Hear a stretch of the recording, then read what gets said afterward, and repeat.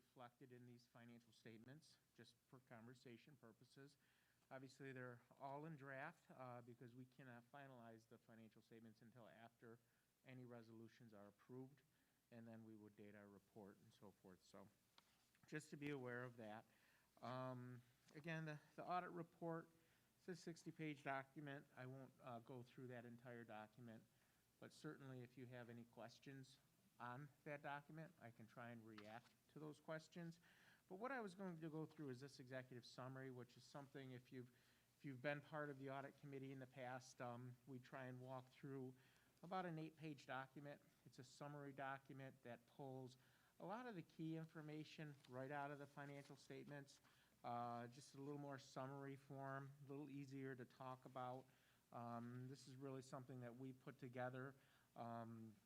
But again, the information does come right out of the audited financial statements. And really the main focus is going to be on the general fund, okay? Obviously the main operating fund of the school district is what gets voted on. It's really what we pay attention to, right, when it comes to the financial statements or the financial condition of the school district. And again, what we have, the way that we have it set up is we have a 2-year comparison, okay?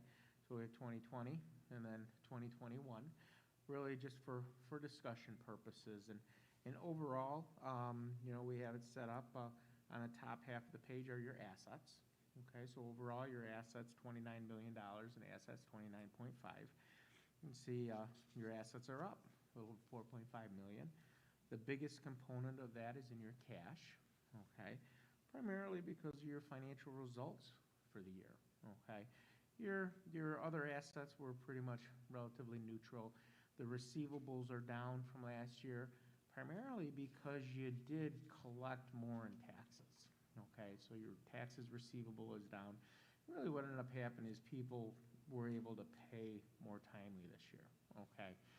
That's why you see the receivable down. And you'll see a corresponding adjustment under the deferred inflows. Those are the taxes that go out beyond 60 days, okay?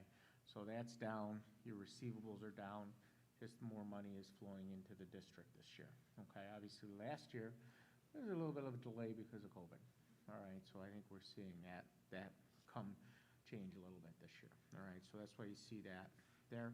So your assets, $29.5 million.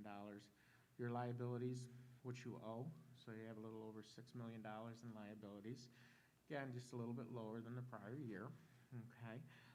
But a couple of the key items there, your payables are down. It's just, again, the timing. Last year you had more in payables because of COVID, the timing of the transactions. But your accrued liabilities at $1.5 million, we've talked about this in the past, but as you know, you're self-funded for your health insurance, okay? So you work with a third-party provider, right? So one of the challenges that you have is there's a timing issue.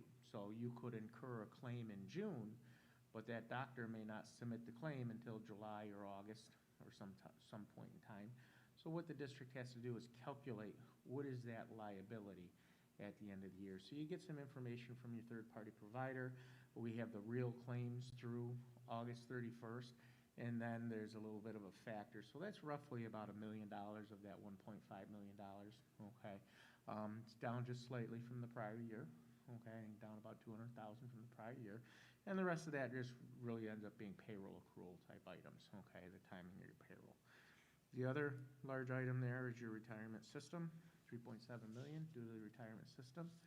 Again, during the year, you set aside your portion of the liability through June 30th, and then you pay that liability in the fall to New York State, okay? So that's that adjustment in the fall that comes through. So again, at the end of the year, $3.7 million liability. That's up from the prior year because the rates are up, okay? I think that makes sense. There's a small piece that is the employee retirement system there, but the majority of that is the teacher's retirement system, okay? Those are the key liabilities. You've got your deferred inflow, we talked about that, taxes that is beyond 60 days, so that's a requirement to track it that way. And then your fund balances, again, the bottom half of the page, again, the different types of fund balances, fund balance that's not in spendable form. We've talked about your school lunch program in the past. We've talked about it in the management letter. And as you know, you've continued to face challenges with that program. So the general fund really needs to subsidize that. So what we do is we set aside that deficit as of the end of the year. So we have those dollars set aside. That's really what the federal government wants to see, is that because you really can't have a deficit in that program. So you're setting aside those local dollars to help offset those deficits. And it's kind of challenging because you really did begin to make progress with that program, and then COVID hit and just kind of created some challenges there. So, but overall, that's a portion of that. The other fund balance is your reserves. You can see you've had some activity. If you just look at that right-hand column, you can see those balances have changed. We're going to look at that in more detail in a minute. We'll look at each one of those specific reserves. Each one follows either general municipal law or education law. So we'll walk through each one of those. And again, those are where we'll see the recommendations that's management's made to fund some of those reserves. Encumbrances, again, just the timing of some transactions. You made purchase commitments, just haven't received them, so you have dollars there. You're appropriated for taxes, just real quick. So that one there, last year, $1.5 million. When the board approved the budget, you were at zero. Obviously, as you know, what happened with your foundation aid and some other new items this year, you were able to go out to the voters with a zero tax increase. And then what we're suggesting, or what one of the management recommendations is to appropriate some of that fund balance, some of the year-end surplus we have this year, to help support that emergency project, right? As you are all aware, you have a fairly substantial emergency capital project, about $5.7 million plus or minus, somewhere in through there. And as a result, you're going to get some state aid in the future. State aid will come in the general fund, and you'll have to transfer it back to the capital fund, okay? Because that's where your expenses are. But you have a local portion, so it seems to be, something that would make a lot of sense to set that local portion aside now. Otherwise, it'll have to get built into a future budget.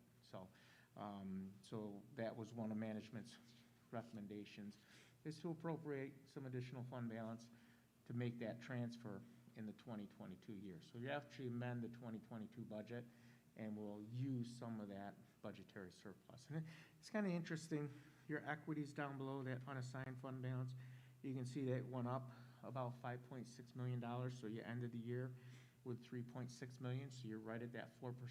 That's really where you want to be. But your total equities went up $17 million to $22 million, okay? Primarily because you had a very positive year, and I think it's kind of interesting. We're seeing that across the board with pretty much all of our clients. I think we're seeing it throughout the state. But what we're really seeing is that, if you recall, as we were going into this current year, these are the results of a budget process that you started almost 2 years ago, right? And as we went into this 2021 fiscal year, we had COVID, right? But there was an awful lot of other uncertainties. If you recall, New York State actually took 20% of your August excess cost aid, right? They actually took 20% from you. They subsequently gave it back, but nobody really knew they were going to do that. So they took it. They also, the state, took some of your state aid and replaced it with one-time federal stimulus monies, right? So they did that. When the governor's budget came out, they continued to do that because you had 2 brand new rounds of stimulus money. You had this CARISA and this ARPA money. And when the governor's budget came out in early April, took more state aid from you and replaced it with this one-time federal stimulus. So it wasn't really until the legislative runs came out where we saw some clarity. That's when the state, we'll call it the legislature, negotiated with the governor, okay? And I would say the legislative branch came out on top there because if you recall, what they did is they reinstated some foundation aid, right? With some restrictions, but they did give you back a lot of foundation aid. And they took all of that one-time federal stimulus money and they moved it to the special aid fund. So they took it out of the general fund, which is very beneficial. It's still one-time money, right? It's still gonna go away eventually, but it's at least not in your general fund, okay, which I think is very positive. So really, you were almost 80% through your school year until we really started to see some clarity as to what is the financial condition gonna look like going forward? What's the future state aid gonna look like, right? And there still is some uncertainty there, but I think at the end of the year, provided some relief for school districts because they actually could see what next year's budget was gonna look like, and you're not relying on your operating budget with these one-time federal stimulus monies. So I think that was very positive, but I think that's what we're seeing is the school districts during this whole year made the right decisions in terms of their approach and how they budgeted, how they recognized their revenue, and the types of expenditures you incurred, okay? And I think that's pretty apparent when we see that across the board. And that's, again, why you see a $5.6 million increase in your fund balance this year is because the district did make the right decisions. And again, we're seeing it across the board. We're probably seeing anywhere between 8 to 15% budget variances this year, okay? So just to be aware of that, okay? So that's where we're at. So that's that snapshot at June 30th, okay? Do you have any questions on that before we take a look at the reserves in a little more detail? No? Okay.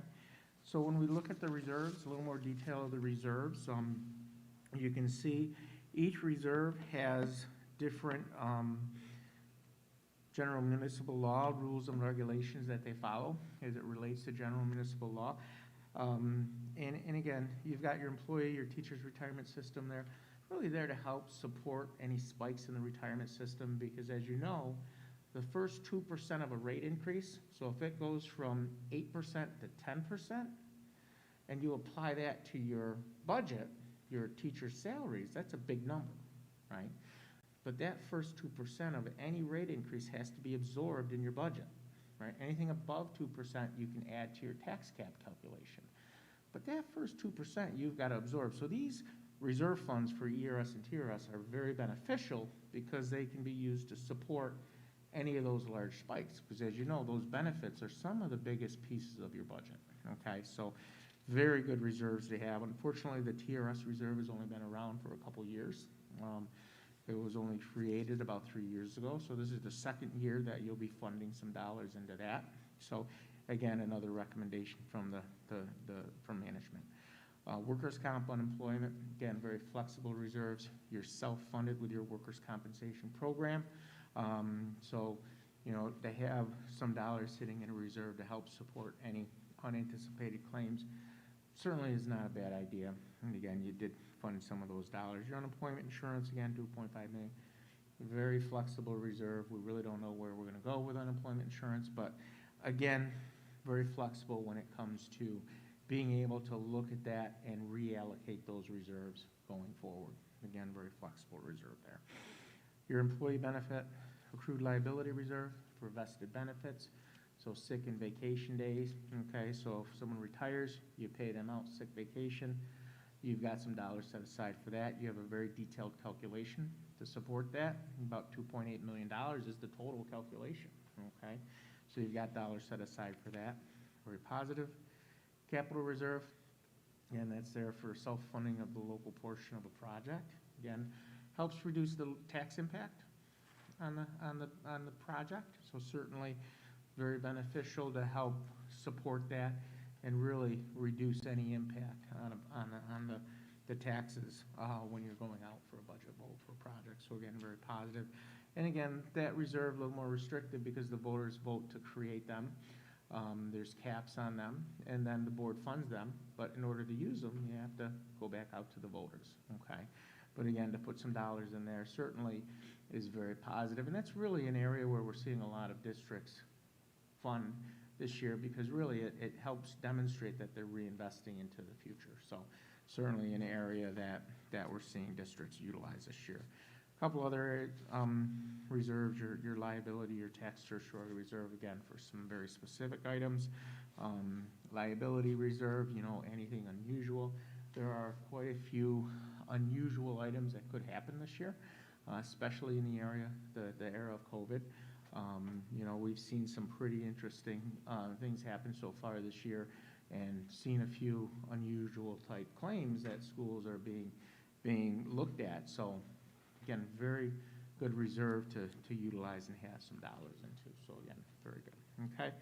And then your debt service fund, again, that's just there. It's to help offset future debt payments. Again, those dollars are there from leftover capital projects, things like that. Proceeds or premiums from bonds that you issue, again, small balance in there. So overall, you know, those are the reserves, okay, and those are really the activity and what the recommendations the management would make to the Board of Education. So these financial statements reflect that, okay. Do you have any questions on the reserves at all? Okay, all right, so let's, a couple of the other items and try and keep us on track. In terms of your revenues and expenditures, just to talk a little bit about where those dollars came from to help put into those reserves. And again, you can see on the revenue side of the budget, you have 2020 on the bottom half of the page, 2021 on the top half of the page. So on an $87 million budget, you brought in 88.9. Okay, so you brought in about $1.3 million more than you had anticipated. And really the two key areas, you know, you did receive some additional pilot payments, so you had generated some extra dollars in the pilot, or I'm sorry, not pilots, the 609,000 positive variance in the real property taxes. That's that recognition of those revenues for the taxes. Okay, so your receivables are down, so it just shows that you collected more timely this year. Not that you had really anything to do with why they weren't timely last year, but you collected more earlier this year, and that's why you see that increase there. The miscellaneous reserve, those really primarily represent your surplus refund from BOCES. So their financial results from 2020, they had very positive financial results in 2020, and that comes back to you in 2021 because they can't maintain that, right? So as you know, you pay them based on an estimated tuition. If the actual cost is less than that, they refund you a portion of that tuition. That's what we're seeing there. There's also some dollars in there for your prescription rebate program, stop-loss insurance. So I mentioned you're self-funded, okay? Those dollars, if you hit your caps for your stop-loss insurance, right, you get some money back, okay? And I do believe you have a couple pretty substantial claims that'll be coming up. I know there was a couple right towards the end of the year, okay? So just some things to note there. Your state and federal aid, you see the differences there. One's positive, one's negative. Excuse me, that's just the CARES Act money and how it was recognized. Again, remember, it was state aid. They took away your state aid and gave you federal aid, okay? So you're just seeing that transaction there, okay? But overall, you collected about $1.3 million more than you anticipated, okay? Any questions on the revenue? On the expense side, just the next page, real quick, again, a $90 million budget, you spent at 83.7, so you spent about 92.9% of your budget, okay? So you got the 92.9. Last year, you were at 96.2, right? So you spent less this year than you did last year. And again, I think that's what we're seeing across the board, okay, from all school districts. And again, as you know, things like there were savings relating to fuel costs and so forth because you weren't doing as many runs. You know, the types of additional pays that were happening, even in your handicap programs, those programs, you weren't doing everything that you would typically do in a year because there was some restrictions because of COVID, right? So kids weren't being serviced for everything. They may not have been going out to different locations and so forth. So all of those really generated those savings. So, you know, there's a series of things that took place as a result of that. But when you take the expenditure savings of $6.4 million and you add to that revenue, those revenue dollars you received, okay, you really generated about a $7.7 million positive budget variance, right? And then we reduced that by what you appropriated in fund balance because that's that area that, you know, To break even, you have to generate surpluses equal to what you're appropriating fund balance and reserves. You pulled some money out of your unemployment insurance for some one-time technology type purchases, okay? Small change in encumbrances, and then we come back to that $5.6 million increase in equity, okay?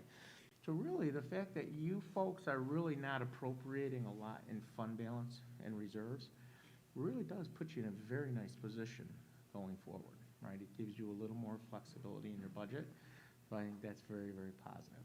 So to be at where you're at with that is very good, okay? But again, that's just a quick summary. That's just how you get back to that overall increase in equities, all right? Any questions on that?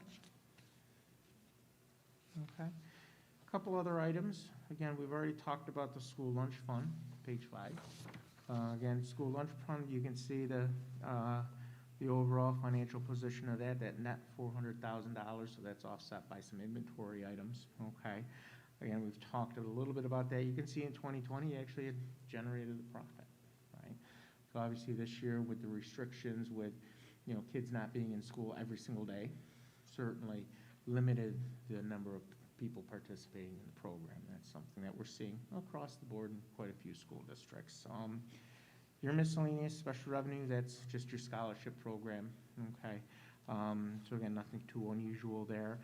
That's something that you may not have seen in this handout in the past, and that's because of the implementation of GASB 84. We talked about that in the past. It's something you had to implement.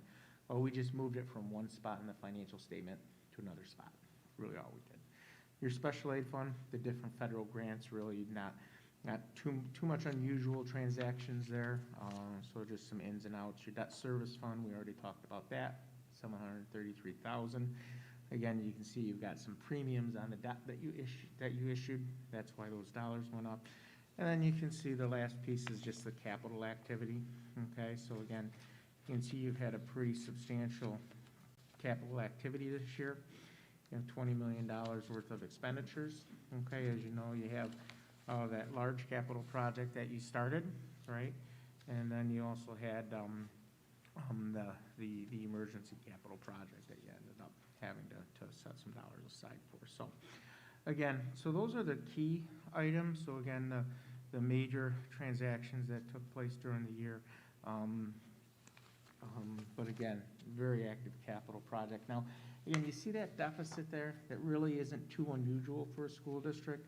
It just means that you're financing your capital project with bond anticipation notes, so for short-term financing. And once you get closer to the end of the project, you'll look at doing the permanent financing. And when you do that, that deficit goes away. Okay, so really nothing too unusual there. Okay? Tom, can I just ask, in the school lunch area, all our kids are eating for free, so isn't that really what gives us a negative? Well, you're getting reimbursed from the federal government for the free and reduced program, but you're only getting reimbursed if the students are participating. So if you are in a hybrid situation, which you were last year, right, not all your students are eating every day, okay? And I think that can be the challenge where you don't see what you're generating in revenue, right? That limits it a little bit, okay? All right. Any other question? Good question. All right. So the last page, this just is this corporate style financial statement. Okay. So this really makes the school district look more like a corporation. All right. We consolidate all of those operating accounts that we talked about. Okay. We include your capital assets. We include your long-term liabilities. Okay. You got some deferred inflows and outflows relating to your pension systems, okay? And end the year with a total net position, right? And I think we've talked about this in the past, is that you folks have a negative $212 million net position, right? So certainly something you should ask some questions about, right? And what that is, it's a result of the recognition of what's called the other post-employment benefits, which is primarily your retiree health obligation. So as you know, you have contracts in place. Based on those contracts, you hire an actuary. They come in and they will calculate what that liability is, right? So we have to put it on the balance sheet. We have to recognize liability, But New York State doesn't allow you to fund that, right? So as a result, we see that negative amount there, all right? So it, that is it's intended to come back to present value, okay? And, for you folks, that number is, 3 times your budget, all right? At least 3 times your budget. So you guys are on the high end when it comes to those types of benefits that you're providing compared to a lot of other districts out there. Now, you're still on a pay-as-you-go basis, so it doesn't impact how you budget. If you have $1 million expense, you budget $1 million and you pay $1 million. But as you get more and more retirees, right, that $1 million, if that goes up 10%, again, you have to cover that 10% within your budget. So it'll be more challenging for you folks the more retirees you get, right? So that's just something to keep in mind as you look at this particular calculation. And it'll go up and down based on your contracts that you have in place. But just to be aware of that. Moody's, your bond rating agencies, they still look at your fund balances. That's what they're looking at when they're doing the ratings. But they will begin to pay more attention to this as we continue to get some more history on it, but just to be aware of that, okay? So that's the financial statement piece, okay? I have a question. Questions on that? Yeah. Is the, oh, geez, sorry. So the asterisk at the bottom with the retiree health benefits, is that reflected under liabilities due in more than 1 year? Is that the 350, that encompasses that 319 million? Yep. Okay. That does, yeah. And there's detail of that 319 in the actual audit report, okay? So there's a schedule, I think it's on page 39 where you can see the components of those, okay? All right. Any other questions on the numbers? Just real quick, we also issued an internal control communication and management letter. Again, no material weaknesses or significant deficiencies, so that's very positive. A few procedural items, we had a chance to take a look at them. Again, nothing too significant there. Management will put together a corrective action, okay, and respond to some of those items. Again, we've talked about a few of them: school lunch deficit, flexible spending accounts, just to work on the reconciliation process of that. Again, we did see some challenges with the school lunch claiming process. Again, brand new this year, so we did see this in a couple different schools, but just to take a look at that. And then some payroll-related items relating to just developing some uniform practices as it relates to reporting the hourly time. Okay, so a couple items there. And a couple of other items, again, not necessarily findings, but just internal communication. So hope you had a chance to take a look at that. If you have any questions, certainly I can respond to those questions. Okay? Just wanted to...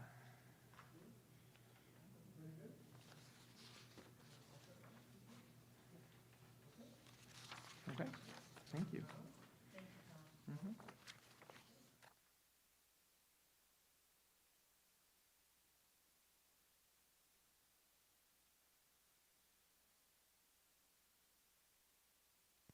Mhm. Move to adjourn the audit committee meeting?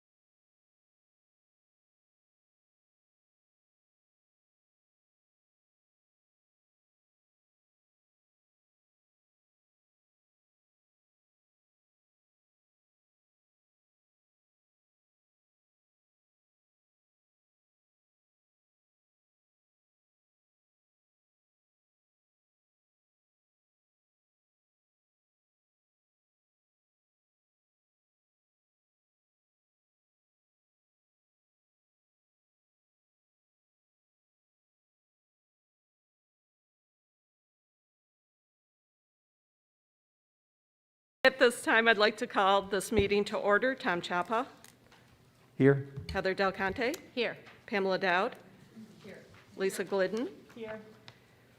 Jim McKenzie, Here. Sean Onmek, Linda Sereno, and Zachary Demam. At this time, would you please join me in the Pledge of Allegiance? I pledge allegiance to the flag of the United States of America and to the republic for which it stands, one nation, under God, indivisible, with liberty and justice for all. Thank you. At this time, no one has signed up for the floor to the public, so we will move to the Board of Education. There is 3 items. First item is the COASA, Central Office Administrators and Supervisors Association contract. If I could have a motion. Move it. Second? I'll second. Any discussion? All in favor? Aye. Opposed. Item 2 is AAP, Association of Administrative Personnel contract, as presented. Could I have a motion? Move it. Second? I'll second. Any discussion? All in favor? Aye. Opposed. Next is the ACTA MOU as presented. Could I have a motion? I'll move it. Second? I'll second. Any discussion? All in favor? Aye. Opposed. Next on the agenda is the superintendent's report with Dr. Kelvin. Good evening, Board. Great to see everybody back today. This evening, just to begin and to start, I'd like to start by congratulating our marching band on their recent 42nd Pageant of Champions. It was my first pageant to see, and it was absolutely fantastic. I mean, our marching band was really great. My son attended the event with me, and between the two of us, I think we talked about it all the way driving home that night, but it was absolutely fantastic. The students were well prepared, did a really great presentation, and all of the marching band staff, all of the parent volunteers, my goodness, those volunteers are they volunteer. I'll put it that way. They do so much work for that event. It was just really fantastic. And I just wanted to tell everyone I truly congratulate them and thank them for all their hard work on behalf of our students. A great, great night. So just wanted to share that today with you all. Also, we want to thank all of our staff as we continue to move forward with teaching and learning in our schools. A lot going on. We are getting ready for a quick little extra extended weekend coming up for the Columbus Day holiday. But folks are really working hard, from our administration to our teaching staff, our support staff, everyone, and we just thank them for their efforts. Tonight, to begin, we have a couple different folks who are going to present with us, and in our audit committee, we just completed hearing a presentation on our external audit, and we do have Tom Zuber here again with us this evening, and he's going to now come back and share tonight with the entire board around our audit. There are some things at the end of the night, some decisions that we'll kind of need to look through and try to make around where do we put leftover funds, and we certainly kind of want to just think through that this evening. Okay, so Tom, you can certainly take a seat and go ahead. Okay, go right ahead. Go right. That's great.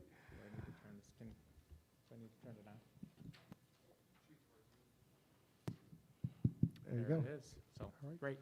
Thank you, Dr. Sullivan. And as was mentioned, we were just here and met with the audit committee for about a half an hour and talked about the financial statements. So again, hopefully you've had a chance to take a look at those financial statements. They are in draft form. As you know, there was some recommendations that the board has made for folks to review and approve tonight. But really, these financial statements, they really are the results of a budget process that you started almost 2 years ago, right?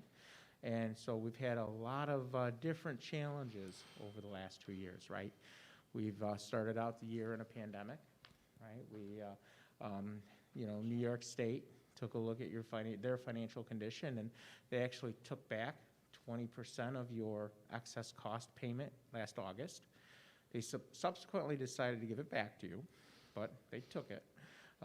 So there was a lot of uncertainty surrounding school district finances during this whole entire year. In fact, you know, as you recall, the state took state aid and replaced it with federal aid, the CARES money. And even when the governor's budget came out, right, the state continued to present where they were going to take state aid and then give you these 2 other new rounds of federal aid, right? And again, wasn't until the legislative budget came out where there was some clarity as to the state aid for school districts. In fact, they increased your state aid relating to foundation aid with some restrictions, but they increased it. And then they moved these other federal stimulus monies to another location, right? So, and you received some dollars, a substantial amount, but again, those are one-time dollars. They will eventually go away. So things that you have to keep in mind as you're planning and utilizing those funds, okay? So it really wasn't through about 80% through your school year where you really got some clarity as to where the true financial condition or true state finances are going to be to support school districts over the next couple years. Probably still some uncertainty there with the change in the governorship, right? But at least you have some clarity for at least this next fiscal year, right? And what we're really seeing is that school districts really ended the year in very good financial condition, and including this school district, and it really is a result of some of the decisions you made throughout the year. You know, being conservative on some of your receivables when the state started taking money away from you, right? So you really started making those decisions last year. And I think from many of our clients, we work with a little over 70 school districts, many of our clients did the same thing, and we're seeing the financial results, you know, some very positive financial results from those school districts. And really what most schools are doing is they're really taking a look at their year-end financial condition and then reinvesting those dollars into their reserves, into their future, to help continue to provide some stability for the school district going forward. So that's really what we're seeing out there, and this district is going to do the same thing or considering the same thing, okay? But overall, very positive financial results, okay? You're supporting your budget, your budget. This year you supported it with about $1.5 million in fund balance, okay?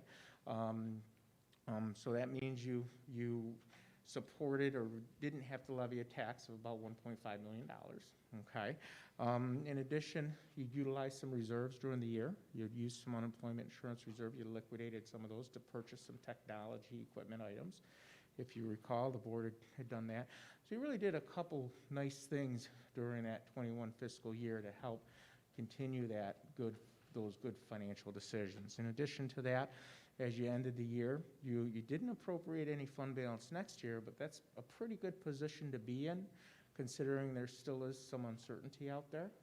But again, you did end the year in very good financial condition. One of the recommendations is to help support the local portion of that emergency project that the school district had, and that would be done through appropriating fund balance and amending the 2022 budget. So taking some of that year-end surplus and reinvesting it into that local portion of that emergency project, which really would make some very, very good financial decisions as it relates to that, okay? So overall, you ended the year in very good financial condition. You know, you do have some challenges with some of your programs, specifically your school lunch program. I think over the past year or two, you'd really begun to make some progress in that program this year. Obviously, with the hybrid situation, not having as many students participate or could participate, certainly created some financial challenges for that program. But, you know, I think if you go back to last year when you were had a whole year, 2 years ago when you had a whole year, you did see some progress. You did make some dollars in those programs to help offset some of the prior year deficits. So again, I think there's still some challenges there, but you're certainly moving in the right direction. So I think that's very positive. So, okay, so overall, again, very good financial results. You know, continue to move in a very good positive direction. Okay.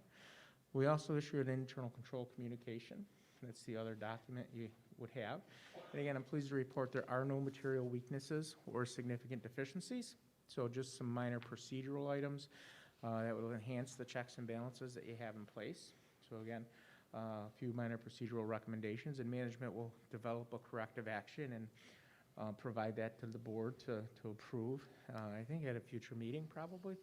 So that'll be something that'll come back to the board as part of that process, okay? So overall, very, very good financial results. Do you have any questions? Sure. So you talked about the state versus federal money. And, I understand, so a lot of times it's kind of a shell game if they can do it, right? Put one pot of money into another. So when we talk about clarity, I know that a few years ago, our state aid went up considerably because they started actually applying the formula appropriately to our district, and so we had a nice jump there. So is thinking about clarity for the near and going into the future, do you know if that formula has changed at all? Well, I'm not a state aid expert, so probably your budget folks would be Okay. the ones to really focus on how that formula has changed. What I can tell you is that as a result of the negotiations during the governor's, the legislative negotiations, that there has been a change and there was some restoration of foundation aid this year, and there was a commitment to continue that over the next few years. However, that was before this governor resigned, or the former governor resigned, right? So, whether that will continue, couldn't tell you. I would suspect that would be the direction they're going to try and continue to go in. But again, but I do think you have some type of a commitment for the next 2 or 3 years. But again, that could change. And those dollars that you received this year, they're not just here's some money, go ahead and spend it on whatever you want. Those additional foundation aid, there were some restrictions on those. And again, your budget folks would be better to tell you what those specific restrictions are, but there was some restrictions on them. Okay. Okay. So I guess where I'm going is, so when you say there's not clarity, so usually there's never perfect clarity, right? Because things happen, pandemics happen, change of leadership happens. But is there anything in this, again, this may not be for you, it may be for others, but in part of this discussion, when we think about clarity and moving forward, were any less clear than we've been in the past? I guess that's maybe a better way to look at it. Because I think, well, there's not clarity, but there's never real clarity. Yeah. So how are we in relation to how we typically are? Well, again, I think where there has been some clarity is in the dollars that you're receiving in state aid. That's certainly different than what you've received in the past, which will help support the school going forward.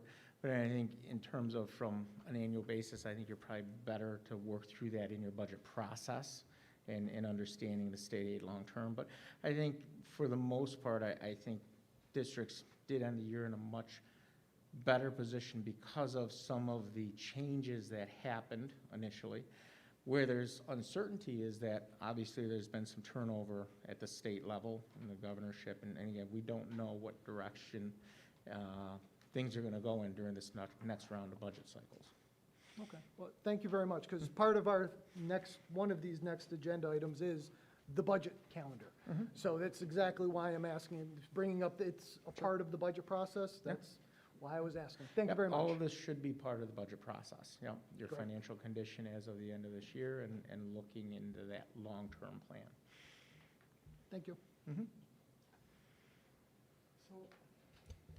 So board, we, at the end of the year here, we have about a total surplus of 7.4 million. And, again, this is not just because, we, didn't budget right, we budgeted right. However, there were some things that we didn't have to expend on. Our instructional programs, we didn't have to expend as much due to COVID-19. There were some temporary furloughs that we enacted. There were some other related budgetary items, as Mr. Zuber has explained with the audit committee, and also as you kind of go through the summary there, that changed, the outcome. So what we have now is a total surplus of 7.4 million. And we have shared some recommendations with the board in terms of items and what areas you may want to take a look at. And so certainly that's something for us to discuss as we move throughout the meeting. But we have, what is this, 1, 2, 3, 4, 5, 6, 7, about 8 different areas, one of which the largest area that we suggested putting some money in was the capital reserve, because we certainly have some things that we need to do in the future around capital improvements. We've even talked before about some of our areas around the district that needed improvement. We took a team up, I think, to see some of the areas up behind the middle school. And just in general with our schools, we know that there's prices that are going to be going up, and we'll be talking about that in a minute with our capital construction team, but certainly before the end of the evening, we've made some recommendations in terms of areas that we think might be good for the district, and we'll have time to go through them before the meeting is over tonight, but I just wanted to share that these are some recommendations to utilize as a result of this end-of-year audit. Any other questions for Mr. Zuber at all? Very good. All right. Thank you, Tom. We appreciate it. Have a good evening. Thank you. Thank you. Thank you. Okay. Well, with that said, we're going to transition aboard. I'm going to ask if King and King representatives will come up and show this. And you're welcome to use our chairs or use the microphone, however you wish to. And I have the presentation already here for you. This has a few additional slides and images. Okay. Sure. Matt can help us. You're changing it. All right. It's all good. Technical.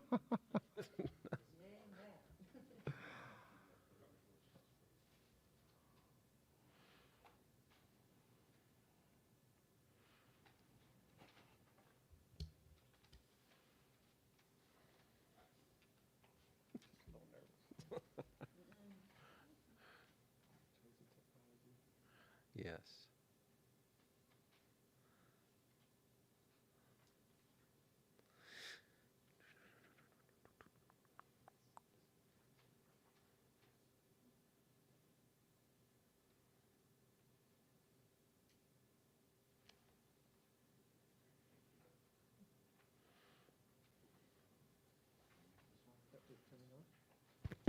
Is that okay? Oh, good. And then- Yeah. Well, good evening. I got to find my distance here. I'm Craig with King and King Architects, and with me is Amy Daly, one of our project managers. And today, as we're reaching towards the end of Phase 2, we're starting to close out contracts, get things wrapped up. We're also doing design on Phase 3. So we thought it'd be a good time to kind of give an update on the budget and just bring to your attention some of the things that we're seeing in the market that are going to probably affect our project and future decisions. So with that, so market conditions. The pandemic has had an impact on what we're seeing in the market as far as escalation in pricing. It's about availability of contractors, the availability of materials. We've seen shipping delays. Of more importance to us really is we can't trust a schedule. I recently bid a project for a roof replacement that was on track for summer work. The materials were 4 to 6 months out. So now that had to be pushed to the next summer. And again, there's costs related to that as far as labor increases and escalation. So we are seeing a lot of volatility in the market. We have, based on some work that's been going out and the pricing we've been seeing, we've been using an estimate about 20 to 30% increase in costs on the projects currently, and not knowing when that's actually going to come to an end. The market is struggling to get back on its feet from pre-pandemic times. As you know, a lot of materials come from Texas. Texas had not only the pandemic, but they also had that big freeze last year. And a lot of our products that are petroleum-based or insulation, things like that, come from Texas. And we also had some additional scope, which is not uncommon on a capital project, especially when you're dealing with existing buildings and making sure that all the pieces fit together. Phase 1, as you may recall, was actually the middle school pool dehumidification. It was a mechanical system update. We did a few minor upgrades there, and you'll see that was pretty much, that's all we did in Phase 1. Phase 2 included all the referendum work that was presented to the public, plus there was some additional scope. One of the perfect examples is the floodplain. That was not known to be a requirement. That's something that the city brought to our attention, and it resulted in a shift in the design of the Wilbur field work. We also had the soil remediation work, and even though we're getting the aided portion back from the state, we also have to look at what the local share impact is on the capital project. And then Phase 3A and 3B, which we're calling the elementary schools and middle school, we'll give a little bit more detail on those as follows. And again, estimates are preliminary. I can tell you Phases 1 and 2 in the soil pricing is pretty based on known costs. As we've been able to bid that work, we've done the work, and we're near the end so that we can finalize the cost reports on that. So those are the knowns. The unknowns are the 3A, 3B, 4, and 5. And the numbers we're going to present are based on the projected estimates from our construction manager, as well as our design team based on like means and industry standards and what we're seeing in the industry right now. So with that, we'll give just a little recap on Phases 1, 2, and the soils. Phase 1, we had a pre-ref budget. Again, these are project numbers of $785,000. The actual cost to date that we understand is $810,471. So we're about $25,000 over the original budgeted value from pre-ref. Phase 2 was budgeted at $24.5 million. That work came in at $27.456, close to another $27.5 million. We're at adding that's a difference of about $2.9 million. We're about $3 million over on that phase of work. And as you'll see, we'll talk a little bit about the additional scope. One of those things, as I mentioned, was the floodplain associated with that, and some other odds and ends that hit the project, and as well as the escalation. And we feel that since we bid this right after the pandemic hit, some contractors might have put a little cushion in the pricing just to cover the unknowns of what was going to be resulted from the pandemic. And then the soils is not, that $700,000 is what we estimate to be the local share. We're anywhere from $3.5 to $4.5 million, and we're working on closing those details out for the project to get that number completed. Any questions so far? Yes, Tom? Am I on? Yes. On Phase 1, I thought we had both contingency and allowance that rolled into Phase 2 that were not utilized. Now, did that close out later and we just didn't realize it? Yeah, this is just for simplicity purposes, the project value, so all those numbers are built into this. Okay. The transition over, so I'm not showing we had X number of dollars over. This is based on the actual closeout. The money rollover was part of, it's just part of the project as we kind of kick the ball down the road. Okay, so we were, though, in Phase 1, we were over 24,000. Yes. That you're saying? Yes. Okay. Okay. Yeah, there was a credit back from the contractors on unused allowances, and that got shifted forward. But that, as far as our estimate, that was over. Okay. Does that make sense? So the Yeah. 810 had monies that were built into it that got transitioned. Okay. My question was, because as we go through it with the facilities committee, and when we're meeting with that, and I'm looking and I'm following along relative to portion of budget used and allowances and contingencies still available as we work that down. In my mind, I'm still thinking that we're working within the parameters of the original projected costs. No. No. No. So Okay. when we do the pre-referendum estimating, we have built in, as you mentioned, escalation contingencies. Right. And the actual incidental side, which is all the other fees that are associated with it and site work. And then we get bids. So the bids were higher than would have been expected in the Phase 1, which is what's resulting in that total value. Okay. It did not absorb, so we had a value plus a contingency. Right. And a built-in allowance. Those things were not spent, but still the value came up above what we had originally budgeted. Gotcha. All right. Thank you. So some of the additional scope items, again, we mentioned the floodplain. We had the AD office reconstruction, at Layton. Wilbur Field was actually not going to be renovated, reconstructed until future phase? Yeah, Tom? Oh, okay. Saying, in my mind, yes, that was a future plan that we moved Yes. forward. We also had the contaminated soils, the local share of that. We did the sidewalks around the campus and up to Terrell Street. And then we also did about a third to a half of Buck Boulevard reconstruction, which again was part of a future phase of work.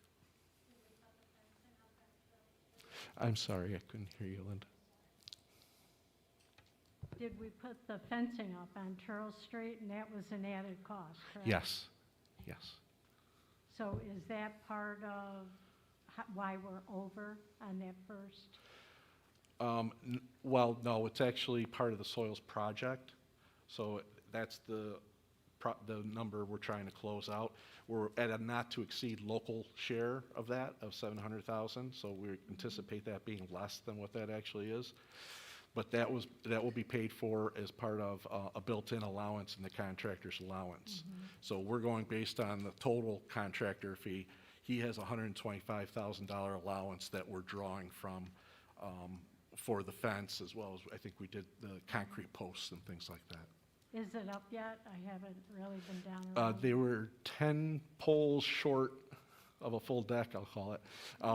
So they're anticipated to be back, I think, Thursday. They had to get some more additional material, and then they'll be here Thursday and Friday to wrap that up. Thank you. Okay. All right. Any questions on 1, 2 soils before I move to 3? Okay. A phase 3 was actually split into 2 portions. We have 3A, which is the elementary schools, Fitzhugh, Kingsford, Minetto, and Riley. And then we have what's called 3B, which is the middle school reconstruction at that building. It was separated because there was a lot more design emphasis going into the Phase 3B middle school. And so we just kind of treated that as a separate project and instead of trying to keep them all together. With this project, again, these are estimates now. These are based on our construction manager going through and basing their drawings, or they're basing their pricing on the level of detail provided in our state submission to the Ed Department. So they're, as far as the detail of what they were looking at, it's pretty accurate. So we're looking at a pre-ref budget of about $8 million for this phase. And the project estimate from the construction manager came in at $13.6 million, and we're about $5.6 million. The additional scope that was added is accounted for here for each of those buildings, and the detail will be provided following this.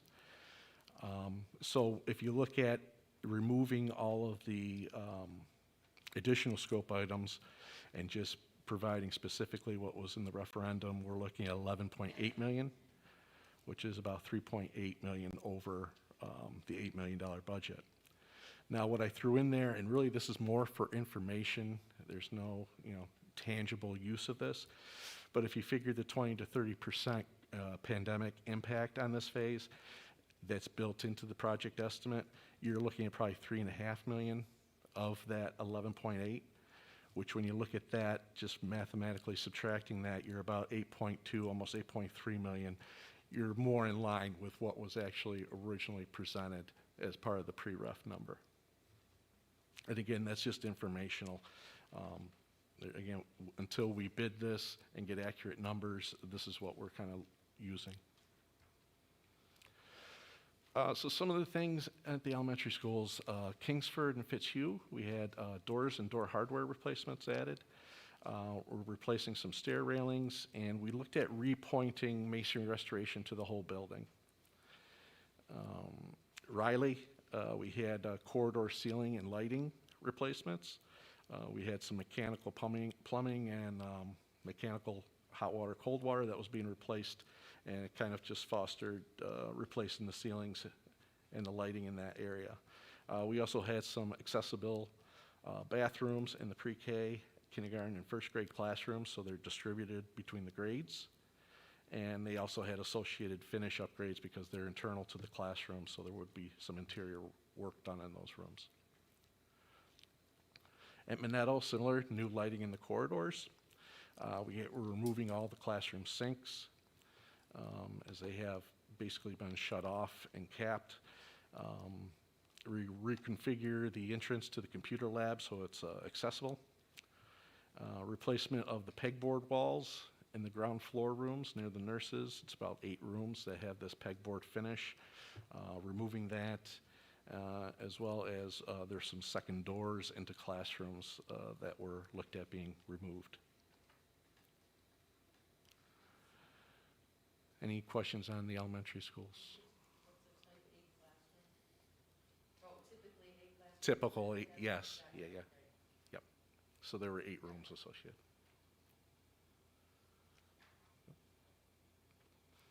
And 3B. So 3B, that estimate from our construction manager was based on schematic designs. So there's not much detail that they could actually go from. It's all kind of just bigger picture estimating that they did square foot pricing instead of actual breakdowns. We had pre-ref about almost $9 million budgeted for the middle school, and the project estimate came in at about $24.5 million. Now you'll see below that, it's kind of broken out, and you'll see a reference to what's called the outer ring, and I'll show you in a picture what that is. But the outer ring scope has to do with the classroom renovations as well as the pre-ref scope, which is also detailed. Some of the other areas that we looked at during design with the district were some inner rooms, trying to really make them more collaborative spaces, upgrades to technology classrooms, the art and consumer science upgrades, reconfiguration of the guidance and nurse suite, renovations to the music area as well as to the cafeteria, looking at getting that on one level instead of multi-levels. So if you focus on the outer ring, which is the pre-ref work, it's about 11.3, almost 11.4 million. Again, for informational, we threw the COVID factor impact on that, and we're about under budget from, where we fell with the pre-ref number. Can you give the public the timeline for the middle school to start?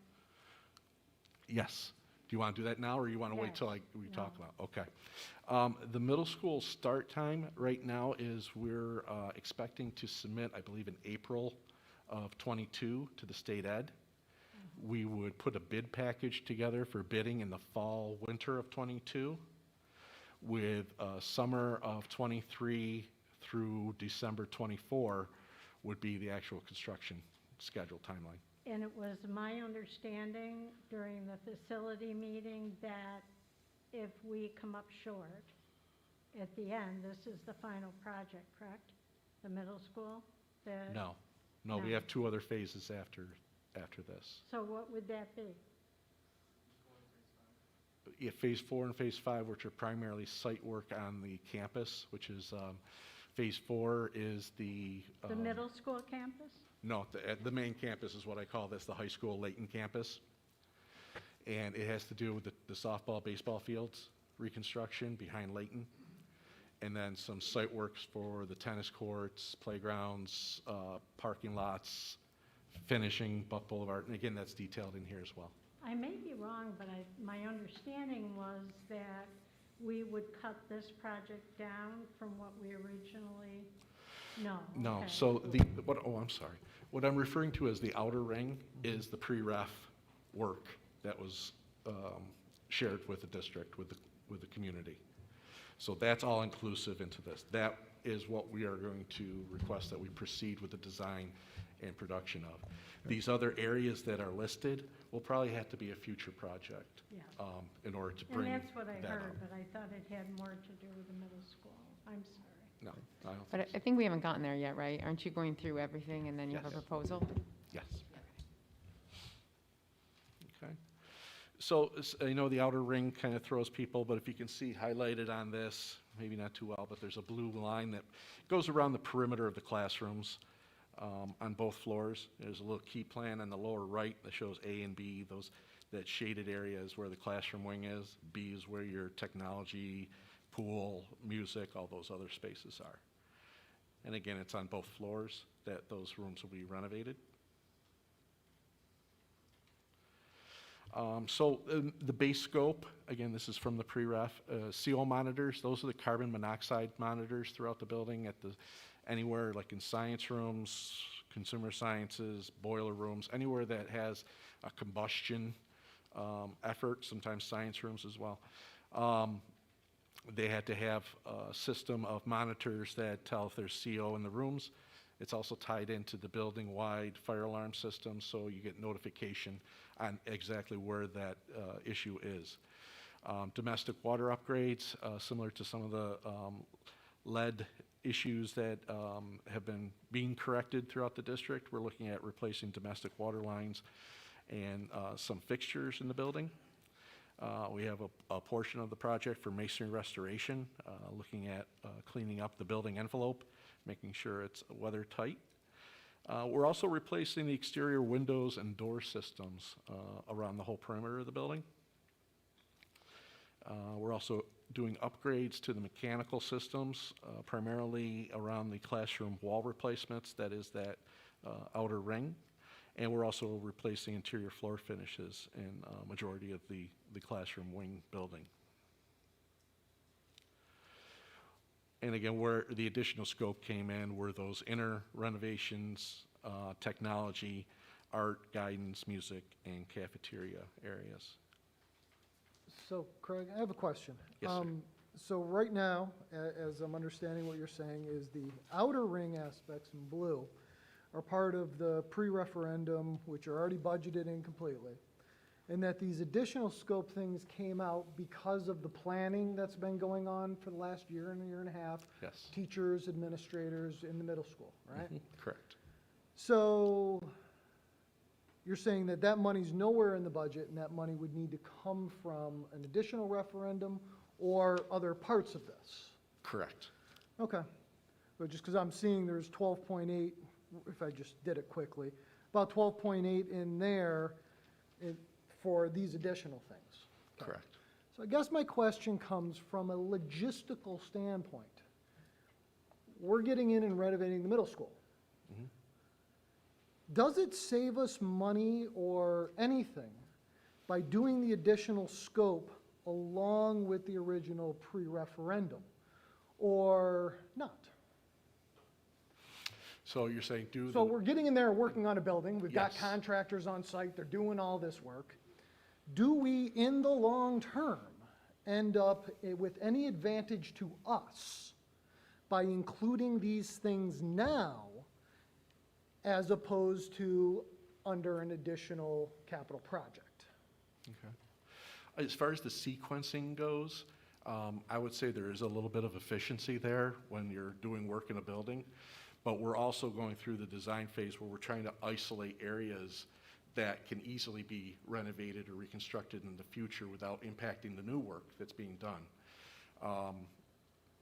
So, you know, as an architect and a designer of the building, yeah, if we could have all those kids out of there for about 2.5 years, and I could just gut and rebuild that building, it would be a brand-new facility, the That would way be it's one- being proposed. Okay, so a big functional difference, actually, which is a disadvantage. Instead of moving one class out and having one class in, actually adding these things all in right now would mean everybody leaves the building. Yes. Oh, never mind. I'll stop right there. And your additional costs that you have listed are standalone, correct? Correct, Okay. correct. That little bit of savings we might be able to have logistically, just. It would be a nightmare possibly for the district. Craig, I just had one more question. Regarding the difference you had of a surplus of 1 million at the bottom, over the pre-ref budget at the top, I'm sorry, what were you? I'm sorry, back to the Phase 3B middle school, the graph right there. Yes. And you're seeing a surplus at the bottom. Where is that coming from? Well, that surplus, again, we are making an assumption with that pandemic factor that we're putting in there. It's Right. 20 to 30%. I used the high value of 30%, which, you know, it could be anywhere between that 20 and 30, but that's, if you associated that with the pre-ref work, the difference between the modified total and what we had pre-ref budgeted for this is less than what we had budgeted for pre-ref. which is not unheard of either, because, as you get pricing and things, you don't really know anything until you bid it. Right. But for the level of the documentation, there's a little bit of slop in the numbers, because they're putting big square foot overview numbers versus detailed numbers like they did in Phase 3A. Does that make sense? So it's not, that difference is based on a little bit of the COVID factor negotiation, as well as the drawings were at a level of schematics, which Right. estimators will add a little fluff to that. Right. Well, I assume that. I was just looking at the 8.9 number, and we come up with 7.9 for a difference of about $1 million. I'm going with an increase for COVID. I would assume we would have been in the negative in the deficit department. Technically, we are, because the estimate from the construction manager was the 11.37. Correct. That COVID factor, that Craig put in there, he's saying we're seeing that, Right. but It's informational only, so Yeah. I'm more concerned with the 11.371.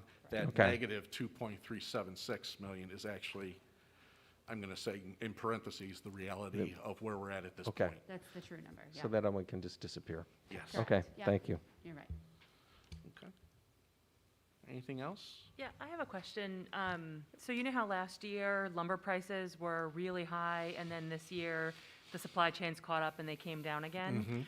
When this goes, so if we are submitting to state ed next April, you said it's going out to bid in the fall next year? But then if prices are still high, we would be paying those higher prices even if prices come down the next year? Correct. Okay. Lumber was weird. It was a commodity market, and I think they took the increases and then the drastic decreases. It was just they didn't know how to handle it. They're used to the supply chain being able to keep up with everything. A lot of the things we're seeing, like mechanical equipment, roofing materials, those types of things, tend to, when they're normalized, tend to be a lot more stable than some of those other, like the commodity with the woods. That threw us all for like, what? So if that helps at all. But yeah, I don't think we're going to see high bids or bids at the escalated value come in, and all of a sudden in January 1, oh, by the way, you can buy that equipment for less. If we see that, there's nothing to say we can't say, if we're, depending on where we're at, to say, well, maybe we want to rebid it, or if we're seeing some real drastic concerns, we have that ability. Okay, yeah, I mean, what I was thinking was if it would make sense to move, and I realize that our school buildings are our primary concern, but if it would make sense to maybe flip Phase 4 and Phase 3. You know what I mean, to push it out, but if prices will continue to rise, then we'll be even worse shape, so. It's a gamble to Right. one point, because you have the pandemic, which is an unknown to us, based on, we're given the best information that we see in the market right now. But you're going to have escalation and inflation. So even if you push that, I don't know what the break-even or savings point would be to say, oh, well, I'm glad we waited another 6 months because, it brought us more in line. The 6 months could have had also escalation and inflation that has an impact. Okay.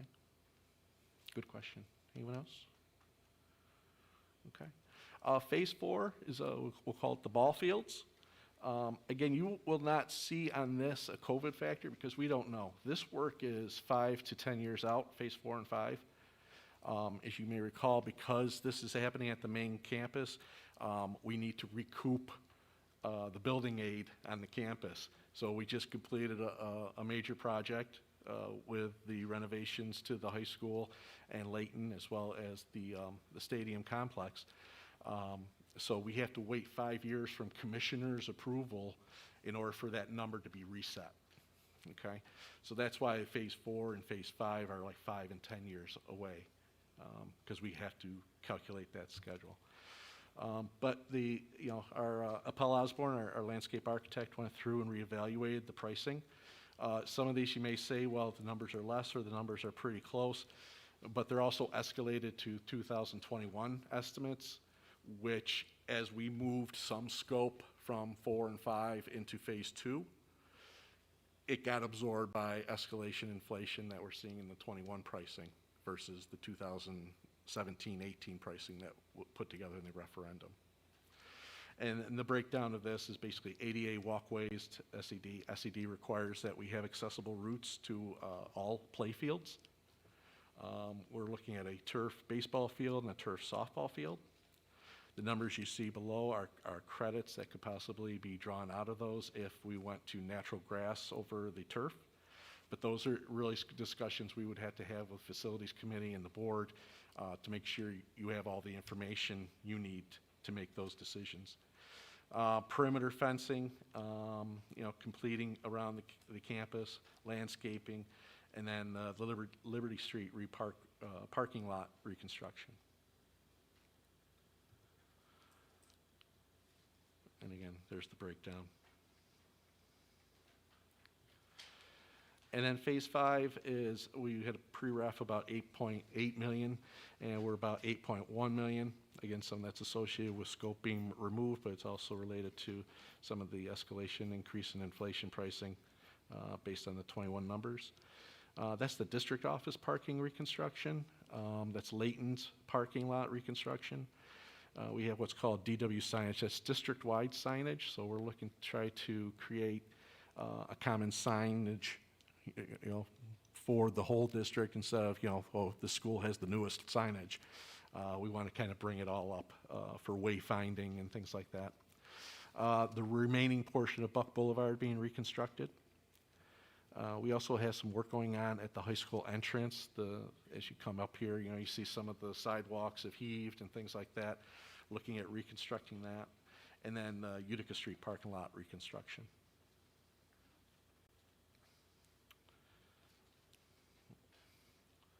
So project summary, again, we have a 63.1 ceiling, the authorization that was approved by the voters. We have a actual project to date of 28.9 million, and then the estimate is about 58.4 million, so we're at a difference about 24.2, almost 3 million. So if we take out the additional scope items that were kind of noted in that and just stick with the pre-referendum scope, we're about 43 million, which is about 9.3 million over our 63.1 budget. And then the COVID information is just thrown in there. But really that 9.3 is the number based on our estimates at this point that we're going to need to be concerned with as we move forward. So some of the recommendations we have, number one is we have 3A approved by state ed, and we'd really like to get that out on the street for pricing. The benefit to that is we'll get real numbers versus the numbers we're carrying from our construction manager, and we'll be able to plug those into that spreadsheet to see how it ripples through the project. We also want to continue design and construction documents on the middle school, the outer ring and the pre-ref work, and get that submitted to SED. Sooner we get that, hopefully they'll be able to review and get that back to us, and we'll be able to get that priced as well. When it does go to SED, it will also go to our CM, so they will also be doing another estimate based on a more detailed set of documents, and then we'll update the spreadsheet with those values as well. So then we will update the budgets, and then we will review and reprioritize phase 4 and 5 scope to stay within the voter authorization if that's what the board chooses to do. I think once we have that, the bid numbers, and we have the estimate from the CM on phase 3B, it's going to be a process. We're going to get numbers, we're going to look at this, we're going to make some decisions, or have some conversation. We're going to get estimates on SED. We're going to, again, update, have a discussion on that, and then when we actually bid 3B work, we'll have those numbers to ripple through and see where that effect is, and then we'll have to see what remaining scope is to be done. Okay. And again, the goal is to stay within that limit and making sure the district and the board has the flexibility to make changes as they need to. So just a recap on the schedule, as we were talking about phase 3A. Again, we want to bid that in the end of November, so we're getting into close of that. Receive bids in January with construction from April through September of 23, close out in December of 23. And then the SED phase for 3B, we'd like to get that in April. We would bid that early fall of '22, with construction anticipated in summer of '23 through December of '24. And just for your information, Phase 4 and Phase 5, those things won't even be submitted until '24 and 2029. So we have some time to look at how this all plays out and make decisions as you need. Any questions, discussion? I do have a question. Craig, around the Fitzhugh and Kingsford tuck pointing of the exterior, repointing, have we already done in one of the earlier phases in terms of the waterproofing, the exterior, in terms of those issues that we had before interior? Or would this be addressing that issue? This would be addressing that issue. So that was not within the budget, it was outside the scope of the budget, Correct. It was outside the scope of the referendum at the of the time. referendum? The Okay. full building repointing. We will be doing repointing and work around the windows, around any penetration, like any of the vents. Okay. But it's more select. Yes. Okay, so it's more the points where we're having those water issues. Correct. Okay, all right. So I was confused as to, because I knew we had addressed it to some degree, or at least had it on there. But, okay, so that's additional scope to tuck point the whole building. So that's more, I know it's also cosmetic. It is function, but it is cosmetic It's- as well. And in that building, because of the way it's constructed and the date it was constructed, it's actually more than cosmetic. It's something that needs to be maintained in order to keep the exterior weather tight Right, and not have the issues where you have the inside finishes and things like that being Right. damaged. I don't want to split hairs, but is more of that on the westerly side of those buildings than it is on the, or we have it all the way around? Because I know most of the weather We have comes it on a from that. specific side. I can see the building, you know, Yeah. the one building that faces, the face that faces Walmart, that side of the town, that elevation needs it. Does as well. Yeah. Okay, So- I was just weather related and just Yeah. thinking. Thank you. Yep. Anyone else? Okay, board, then we will be back with more information. We're gonna, then we'll move forward with the bidding of Phase 3A, and then we'll come back and share with you real numbers, so we can see how things kind of end up. All right? I just want to jump on Lisa's question too, just in case we get questions from the public. It is your opinion that the COVID effect is not going to go away anytime soon? And if you and the bids will reflect that COVID effect, and if you get those bids, it's not, and then things do end up kind of settling back to other rates or pre-COVID rates, that they won't change their bids at that point. They will not change their bids. No. But it is your Because they're- opinion that the effect of inflation and all of those, like, it's no benefit to wait.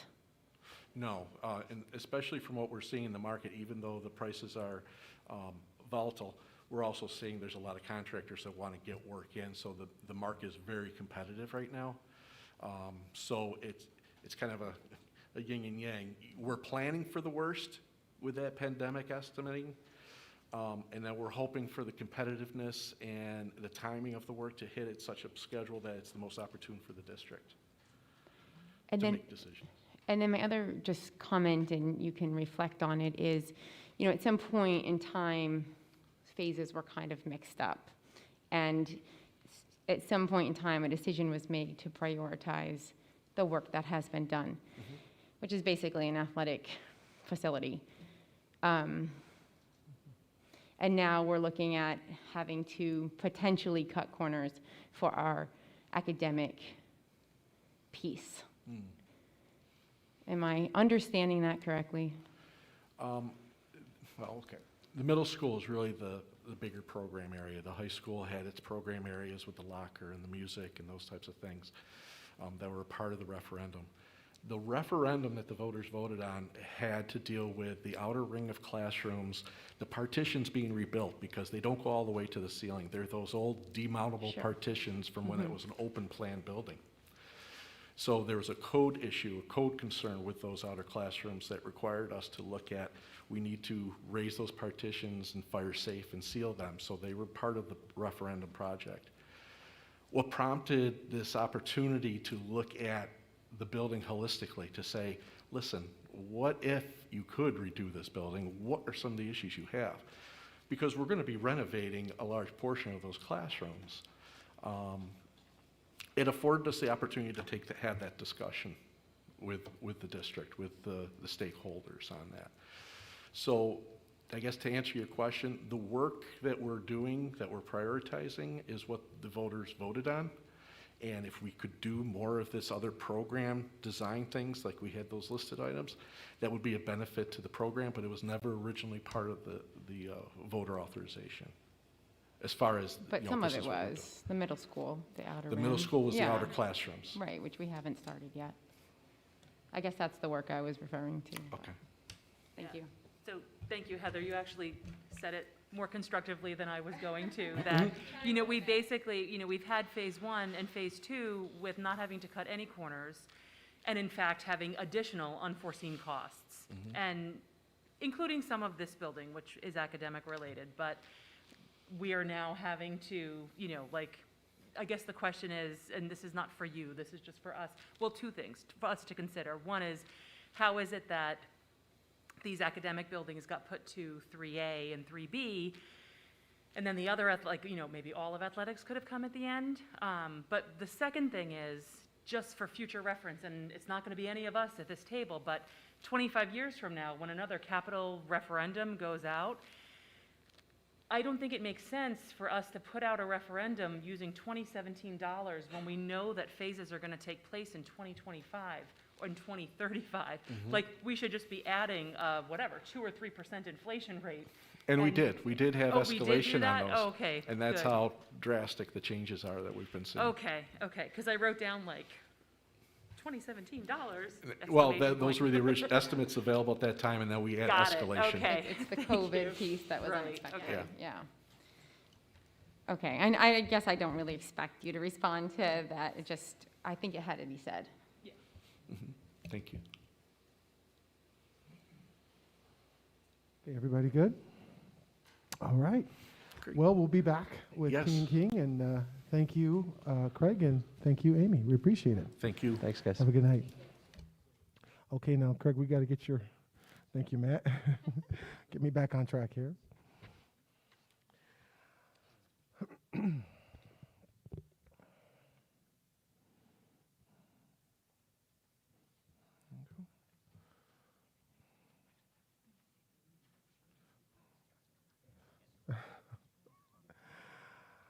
All right, board. And then lastly tonight, I wanted to just share with you where we're at in terms of testing. If I can get to the right. Yep, he got me up there now. There we go. Okay. All right. So just to share with everybody, we have been working very closely, as you all know, with the health department and also our medical director over the last couple of months. Just as a reminder, like the Thursday before school started, the new governor put out an edict saying that they wanted to have testing in all of our schools. Also shared that, you know, your local health departments or BOCES should be really kind of leading some of this, depending on where you lived at. Some BOCES, like more towards the Long Island areas, were kind of coordinating this. And then others who are not quite there, our health departments, were kind of supposed to be leading a lot of this.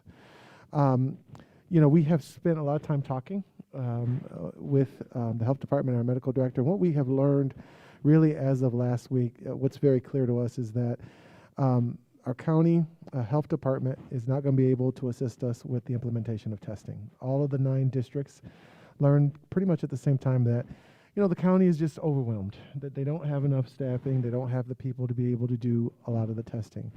They're struggling, and I don't want to speak for them, but they're having a hard time just contacting people when people are testing positive. The numbers right now in the county are almost double what they were last year at this time. They're up to, I think, 555 live cases as of yesterday. And this time last year, I mean, we were probably in maybe the early 100s, but 200s, but nothing like what we're seeing right now. She's got a spreadsheet. Okay, all right. And so we've heard that they just can't do it. The Oswego, so we reached out to Oswego Health Some of the districts reached out to whoever their provider was. We reached out to Oswego Health because that's where our medical director is through, to see if they could assist us with, doing the testing. We could contract with them. Because of the recent vaccination edict that went out for the hospitals, for staffing and for nurses, they are now short. And they're saying that, we're already short. There's no way we can help anybody else right now. We're trying to keep our systems afloat. So basically what all the districts are now left to do is basically figure it out. How do you put the testing protocols in place? This is very new for everyone in our county. We've never done this before, but we're working very diligently to try to get it done. And I think we have some good ideas and some good plans moving forward. Now, just so that everyone is clear, a couple months ago, the county received federal funds for this. It was $3.4 million that was supposed to go directly towards testing. The county has said to us that we're going to just give each school their allocation, and you just have at it. You basically do whatever you need to do. Our allocation for that, from that 3.4, is $717,982. And on top of that, we have 2 schools that we service, 2 private schools. Each of those schools are about 51,000 and some change. And so both of those amounts also would be added to this 717,000, basically. Now, these funds can be used specifically on a couple things. They can be used on testing. They can be used on, the administration of testing, so staffing. You can hire staff with it. And they can be used on incentives if districts want to basically incentivize people to get vaccinated. So you get vaccinated, you get whatever amount of money or whatever the thing is. I'm not sure that we want to do the incentive part. We really want to try to get the testing up and going, right? So we've heard that, and we've just been working away at it. So what did we come up with? Matt, can I ask a question about Sure. the federal dollars? Was it prorated by the population in the school? Yes, yep. So we have been working with now 2 companies. The main company that we spend a lot of time with is what's called Quadrant Bioscience. They actually took over pool testing for SUNY Upstate. Last year there was a lot of talk about SUNY Upstate's pool test, widely recognized. They have now bought out that piece, and they are doing that, basically, okay? So that's the big company we've been working with. With Quadrant Bioscience, they do what's called pool testing. And basically, there's a pool of people. You put a swab, in your mouth, and then you put your sample into a pool of people, right? And then if the pool tests negative, right, everybody's good. If the pool tests positive, what happens is that everyone goes into quarantine, and within 24 hours, another sample is done individually until we figure out who the person is that's in the pool that has the challenges. I think the college may be doing it. You all work at the college. I think the college is doing the pool testing. So this is, it's local, it's been close, and so we've had some discussions with them. To do it through Quadrant Bioscience, it is $20, between $15 and $20 a person to take the test for the first round, and then if you find a positive, then it goes up to like $900, basically. At that price, the 717 would not last the whole year. Just so we know, we've been thinking we may have to kind of budget for this because there may be extra that we have to take care of. So that was the first thing that we've been working on, and spent a lot of time on that. But since then, last week, I have a colleague who is superintendent at Ithaca City School District. He and his district are doing a program called Affinity Assure. And Affinity Assure is a company that really services a lot of schools down in the South. He's from the South. And what it is it's a company that also does pool testing. And the government, the federal government, has actually contracted with multiple companies around the country. And basically what they've done is said, if you will do testing in schools or organizations, we'll pay you for it, and it's free of charge to the schools. So there's no charge at all. Quadrant Bioscience can get your results within 24 to 48 hours, and so can Affinity Assure. The difference is Quadrant Bioscience, we can drive it to their labs and they get the results back. The other one, we send it through FedEx. As soon as they get it, within 24 to 48 hours, we're notified, okay? But this company, Affinity Shore, is free. And we have vetted it, checked it out to make sure it is legit. Ithaca, as I said, is doing it, and it is what it says. It is a federal program, and it's free. So we are looking to do that one. Now, just some of the semantics. So there are two types of testing that schools need to do that the New York State Department has kind of put out to us.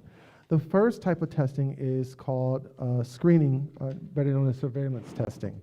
And this is where we basically look for individual infections in a group, even if there is no reason to suspect that those individuals are affected. So it's screening, right? Once a week you go in to look at people who work in your schools or students who attend the schools, and you're just checking to see if there might be any infections or anybody who has challenges. So the state said all schools have to have capacity and they must screen, basically, okay? The next type of testing that schools need to do is called diagnostic testing. And this is where you identify an infection at an individual level, and then there's tests that are performed.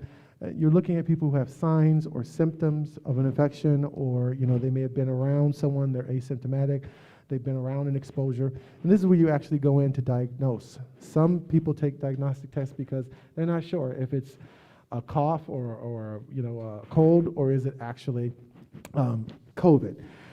So the state says with diagnostic testing, schools have to have the capacity to be able to do it or refer people for diagnostic testing. So you can refer them. You don't have to actually do that testing, right? Since the beginning of the year, and since last year, actually, we have been doing the diagnostic piece, right? So we refer people to the health department, to their primary care physicians, to any of the other organizations that are here in the city that can do testing, right? We do that because, again, this level gets into a little bit more where you're trying to figure out, is it strep throat, or is it COVID, or is it, so those folks have more capacity to do that than we do, okay? So just for the purpose of our testing program, we are looking to do the screening testing, and the diagnostic piece, we will continue, our thought is to continue to refer, okay? So we have to provide a couple of things. So we have to do this screening testing for our staff who are unvaccinated. The law and the regulations say anybody who's not vaccinated, you have to either get a vaccination, or you have to have screening tests once a week and present a negative result.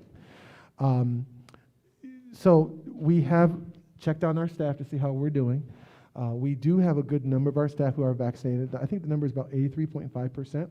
We have about 132 of our 730-something staff members who are not vaccinated as of yet. So that group, and we have some in that group who are working on their vaccination, by the way. So those whom are left over once a week, they have to be tested and give us a negative test. And as I said before, we would be referring students and staff for the diagnostic piece. And this, whatever we do, our plan is to do this throughout the whole entire year.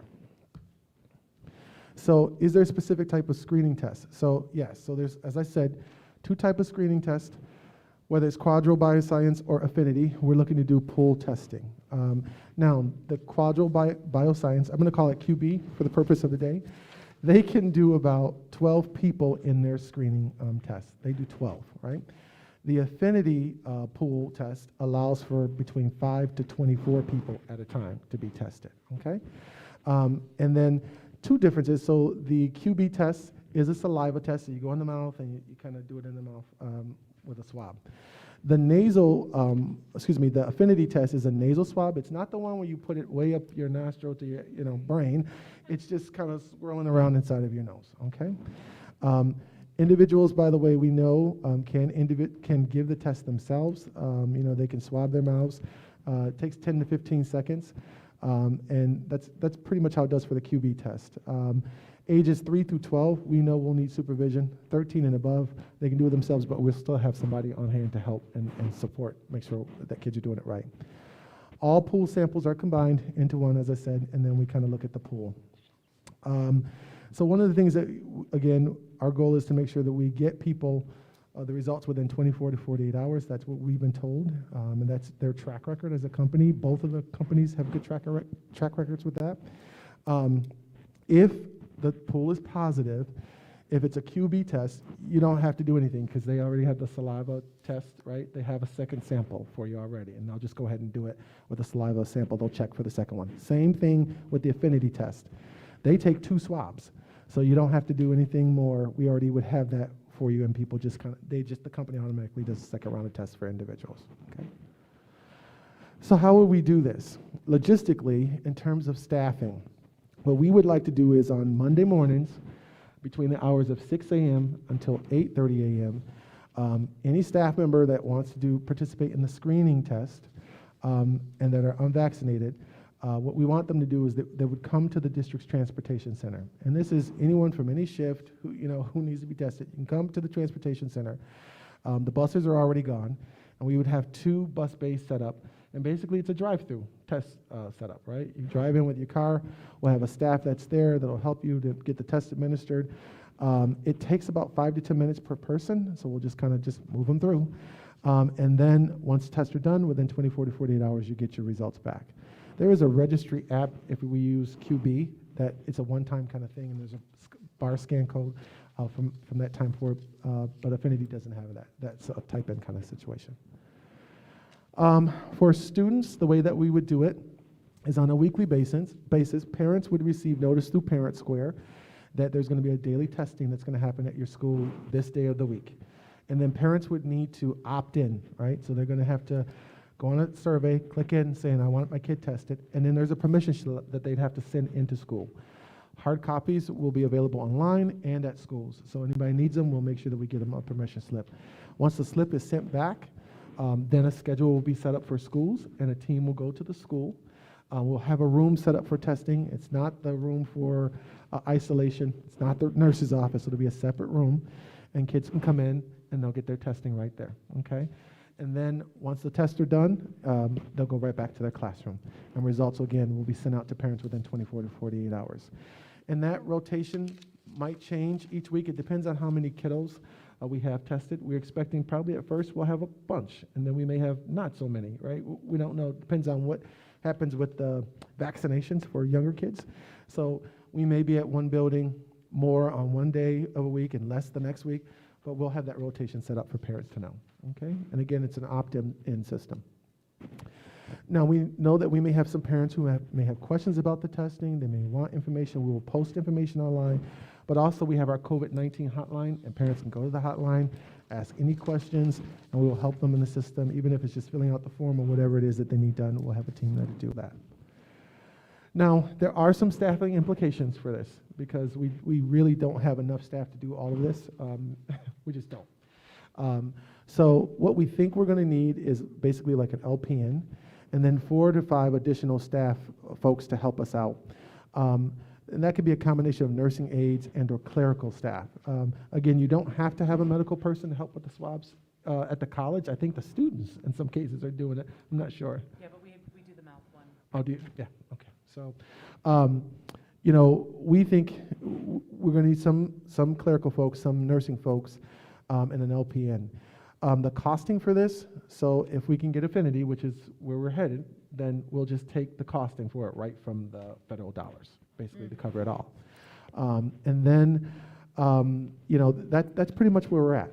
That's what we'd like to do. If there's a problem with Affinity, then we'd have to go back to QB and then figure out what costs are. Now, we do need staff also. I think in the last meeting I was talking about the contact tracing and all of the work that's going on around COVID-19 with the hotline. Because everybody is back, that load has tripled because they're all back.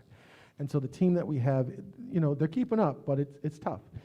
These folks who are here, if they are not in testing in schools, our goal is to have them help us and assist us with all the contact tracing stuff. Now, the federal money that they gave to us, they said we can't use that money for contact tracing right now. We are checking on that because we don't know where that was posted at. So we're looking to see if they say, okay, we can use it for contact tracing, that would be great. If not, then what we're going to do is iron out the hours that we need for the testing, and then the rest of the hours we'll have to figure out how do we take it from ourselves, basically. Go ahead. Mathis, didn't the county purchase 6 people with the money to do contact tracing? Well, I'm not sure if it was going to be with this money, but they told us that they were going to hire about 6 people to help with contact tracing. We don't know if they were taking this money to do it with or not, but they told the schools that you can't use this money for contact tracing. So we don't really know where that came from. We're trying to figure out, is there some guidance document, or where did that come from? Because we're looking to see. Don't know. But the county has said to districts, we're going to try to help by adding 6 more people to help with contact tracing. So we've heard a couple people maybe full-time, a couple people maybe part-time. I will tell you that is still been a struggle with 9 districts, thousands of kids and adults. I think that they're doing the best they can, but I would say it's been a real challenge. We still are hearing that people have found out that they're positive 5, 6, 8 days, 10 days in some cases out. So there's some challenges with that. So I'm not sure really how that's going to be used, or what, if it's going to come for this or not, but that's what we know as of now. I hope I answered your question. Yeah, I thought they had used that money, so it doesn't make a lot of sense. So I hope we can get to the bottom of that. Yeah. So those are the 2 options that we're looking at. And again, those are the staffing implications. Any concerns or questions about that at all, board? Or you just want to make sure you're all okay? Go ahead. Just wanted to know about utilizing the surplus monies potentially for that. That we found, once we allocate them, will we be able to utilize those for this? You can, yes, you can. If the board would like to put some money aside in case we end up having some extra costs that we didn't expect, we certainly could. I think the unemployment reserve, if I remember correctly, is certainly an area you can pull from. It's flexible, if I remember correctly.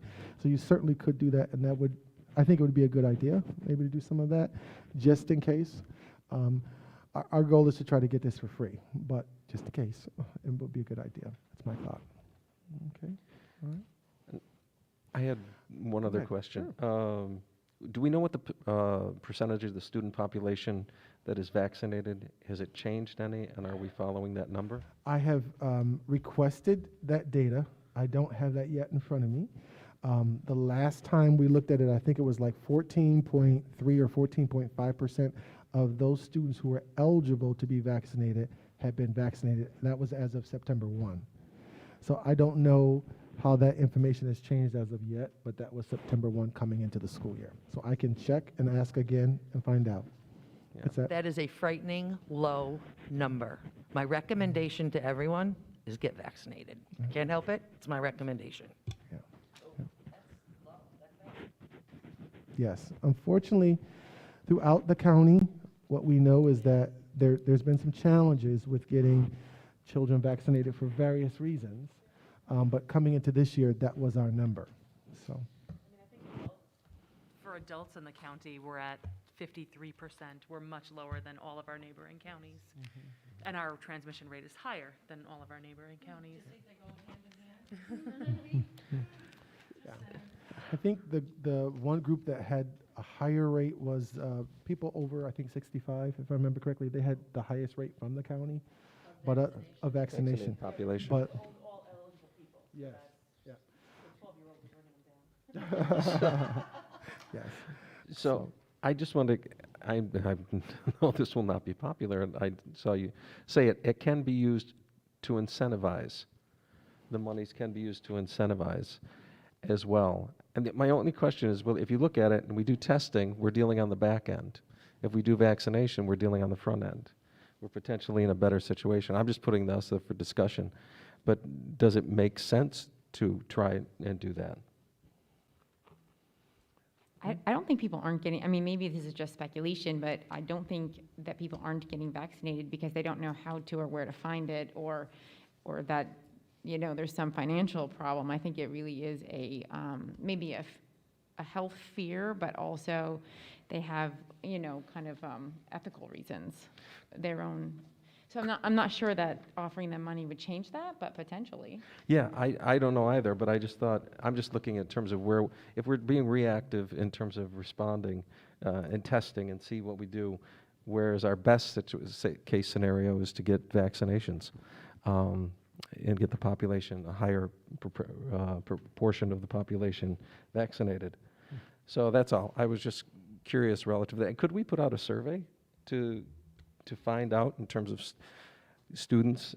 Could we find out better in terms of numbers that are vaccinated or no? Quicker? We cannot ask that private Question, information that's as of right. yet. However, the health department is able to give us the data of people who live within the county without giving to us names and all that information. So, I mean, I think the best thing would be to ask the health department. I've already asked and get those numbers. As soon as I get them, I'll share them with the board. Right, I was thinking maybe just willingness to be vaccinated in terms of willingness to vaccine.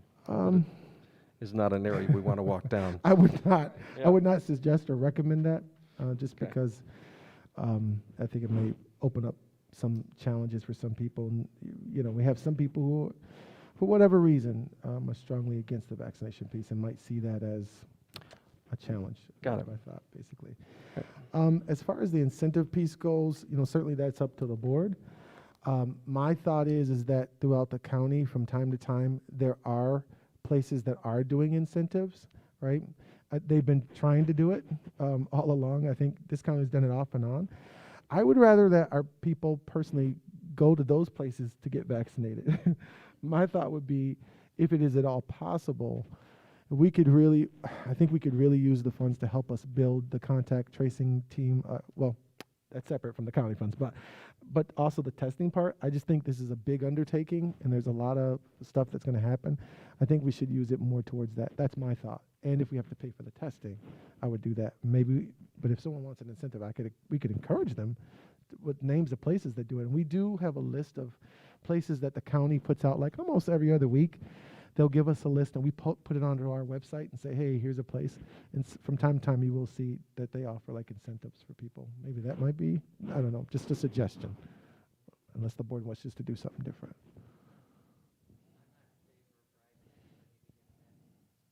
Okay. Yeah.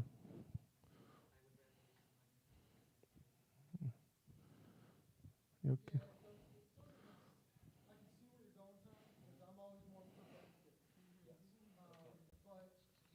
The reality is, if there are other incentives out there, if people are not taking advantage of them, what makes it think they're going to take advantage of ours? And an incentivization program will add another layer of complexity to an already very difficult situation. It's difficult enough to run a school district, let alone one with all of these other aspects to it. So while I do agree that incentives would be great, and if others are doing it, I'm not sure why ours would be any more so. So I kind of say, especially at the beginning here, focus our energy on the testing aspect and then evaluate as we go. Anybody else? Anybody good? No, Tom, your point is good, though. I just want to say that. You No, I definitely have a good felt point. like I had to explore it because to me, it made sense to go further, to get a better handle on it earlier than trying to be reactive. But I just want to see where we are. Thank you. All right. That is all that I have this evening. So I just wanted to share that with the board. One more thing, just to let people know, we are, as a district, we had some questions about live streaming with our kiddos, right? So at this point, we certainly have been working with some of our collective bargaining units around this, and I just want to share that, what we are doing at this point in time, whenever a child is quarantined, within 24 hours, we are live streaming to those students, right? Whenever a child has been sent home with symptoms, they're symptomatic, or they've been identified to us as being symptomatic, right? And they've gone through, so when a parent says my child is symptomatic, we put them in touch now with the nurse and also with our COVID hotline people. I can't speak, I'm sorry. And we have a whole protocol we go through. When that child is identified as symptomatic and now they have to stay home and quarantine and get diagnostic testing or whatever it is, we are also live streaming to those children within 24 hours. There was some, confusion, just so that people know, we did actually yesterday put out a memo to the entire staff to make sure that was clear to everybody. So I just wanted to make sure that I shared that with folks, that symptomatic people and folks who are positive or quarantined, right, those people we're doing that with. Now, we have from time to time been asked questions, well, Johnny just doesn't feel like he wants to go to school today. That's not what we're live streaming to. Johnny needs to get up and come to school like normal, basically. So we just want to clarify that to people, okay?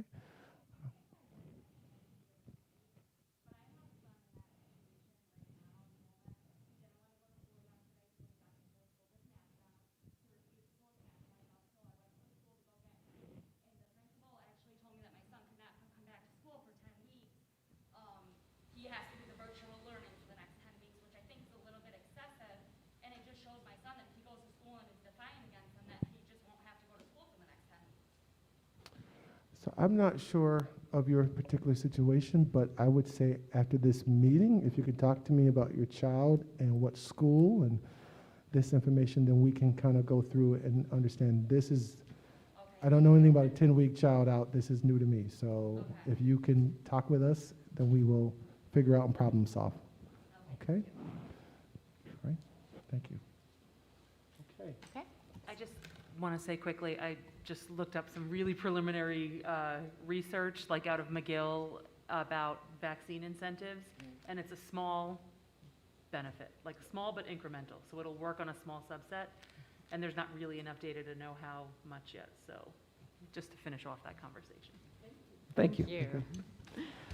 Okay, so with that said, board, that is all that I have for this evening. Thank you. Thank you. Okay, Karen? Next is the consent agenda, A through C, as presented. Could I have a motion? Second? I'll second. Any questions? All in favor? Aye. Aye. Opposed? Next is curriculum with Carrie Class. Hello, I only have one item tonight, and it is a new course proposal at the high school in the social studies department, and the course will be about Oswego history. It'll be a one-semester course. Could I have a motion, please? Move it. Second? I'll second. Any discussion? Yeah, I have, oh, I'm No, sorry. you go. So there's already a lot in that course, and it looks really fantastic. And I am completely 100% in favor of academic freedom. I would just maybe want to pass along to the teacher that another potential site to visit would be the Oswego Public Library. And maybe it's going to be built into the Civil War section of the class, but there's a lot of abolitionist history here and Underground Railroad sites that you can even do like a walking tour of the city that he may want to consider including. Well, he is here this evening. Oh. Ah, there you go. So you passed that along nicely. Okay. Thank you. There's so much that as I know, Yes. it's huge. It looks like a great class. Yeah, and I just wanted to thank you for putting it together because I have been an advocate for, doing something like this for a long time. I'd love to see local history infiltrated through like every level. I think it goes to identity building and just really having kids resonate with where they come from. The one thing I just wanted to bring up though again is with these elective classes, we have kids who don't take them because they're afraid it's going to affect their GPA. their grade, their ranking in class, which it really does, because if they're taking the AP and the advanced classes, they don't, even if they get a 100 in your elective, they're like, oh, that's gonna affect my grade. And I would hate to see kids not take courses like this that really enrich your whole experience because they're afraid of that. So I would just love to see some problem solving in that direction, if there's a way that we can somehow manage that so that it is more just attractive to all students. Yes, I'm going to piggyback on Heather. I've had personal experience that, yeah, she wouldn't take really interesting things because it would have brought her GPA down in her class, right? Thank you, Mr. Heckathorn, for doing this class. I just have to say, I was in middle school, just a couple of years ago, and it was Jim Metcalf that was an elective class, a little half a year thing on history of Oswego. I will never forget the stuff I've learned in there, so thank you. The kids are going to love this. All in favor? Aye.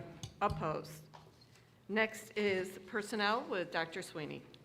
Hello. Our professional recommendations are A through H. A is an amended retirement date for Wendy Allen at the middle school to September 24th. B is a resignation for Morgan Nandon. C, a leave of absence. D, a regular sub appointment. And then we have some extra compensatory recommendations for OHS and OMS, additional folks added into some of the categories where we've approved other folks. G, another additional group for the after-school focus forward study tables. And H, our district scoreboard operators as needed. So A through H. Items A through H, could I have a motion? Make the motion? Second? I'll second it. Any discussion? All in favor? Aye. Opposed? Before we begin the support staff recommendations, could I bring your attention to J? I believe Karen sent an email out. We need to, would ask you to amend J and remove the appointment recommendation for Stevie Smith. So we need a motion to amend. I'll make that motion. I'll second. Discussion? All those in favor of the amendment? Aye. Okay. Karen? Great, thank you. Okay, so starting I through O for our support staff recommendations with J as amended. So I is a additional security for sports. J, our probationary appointments. K, a provisional appointment as a computer specialist. L, 2 leaves of absence. M, a resignation. N, a termination. And then O, our substitute and temporary employees. Items I through O, could I have a motion? Move it. Second? I'll second. Any discussion? All in favor? Aye. Opposed? Next is Finance with Nancy Squires. A is the budget calendar for the 22-23 budget year. B is a transfer to move funds from contractual to payroll in the amount of $6,880 for the Focus Forward PD. C is an agreement with Christine Sharkey, and that is for transportation refresher courses. D is an agreement with Rick Timms in the amount of, or at $152 an hour for long-range financial planning and a study. E, F, and G are for the board to approve the year-end financial statements, the executive summary, and the internal control as presented. So A through G. Items A through G, could I have a motion? Move it. Second? I'll second. Any discussion? I have a question. So when we were doing and finishing up our budget last year, one of the things we mentioned is trying to have some more workshops earlier on in the process that we can look at the previous year, talk about the upcoming year, and I don't see that reflected in here. And so I see meetings with the builders, in fact, I don't want to put words in anybody's mouth, but I thought the idea was maybe even on a quarterly basis. Right. That we would get together specifically to talk workshopping. I see a few nods around the table. So I see some presentations. I see working to review with budget builders, but I don't see the board's involvement up until quite later on. I guess maybe the capital budget presentation would be the first thing in mid-December. So we've gone from July 1st at the beginning of the fiscal year all the way to the beginning of December without the board talking about the budget. So just would like to talk about that. You're right, Jim, I remember that we did talk. So if you'd like, we can certainly, if you want to pass this one tonight, we can and amend it.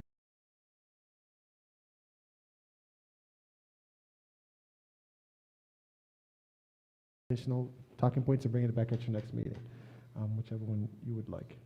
Like if you don't want this one, we can hold off and bring another one at the next meeting, or if you want this one, we can. Yeah, take this and one I'm not back. speaking against this.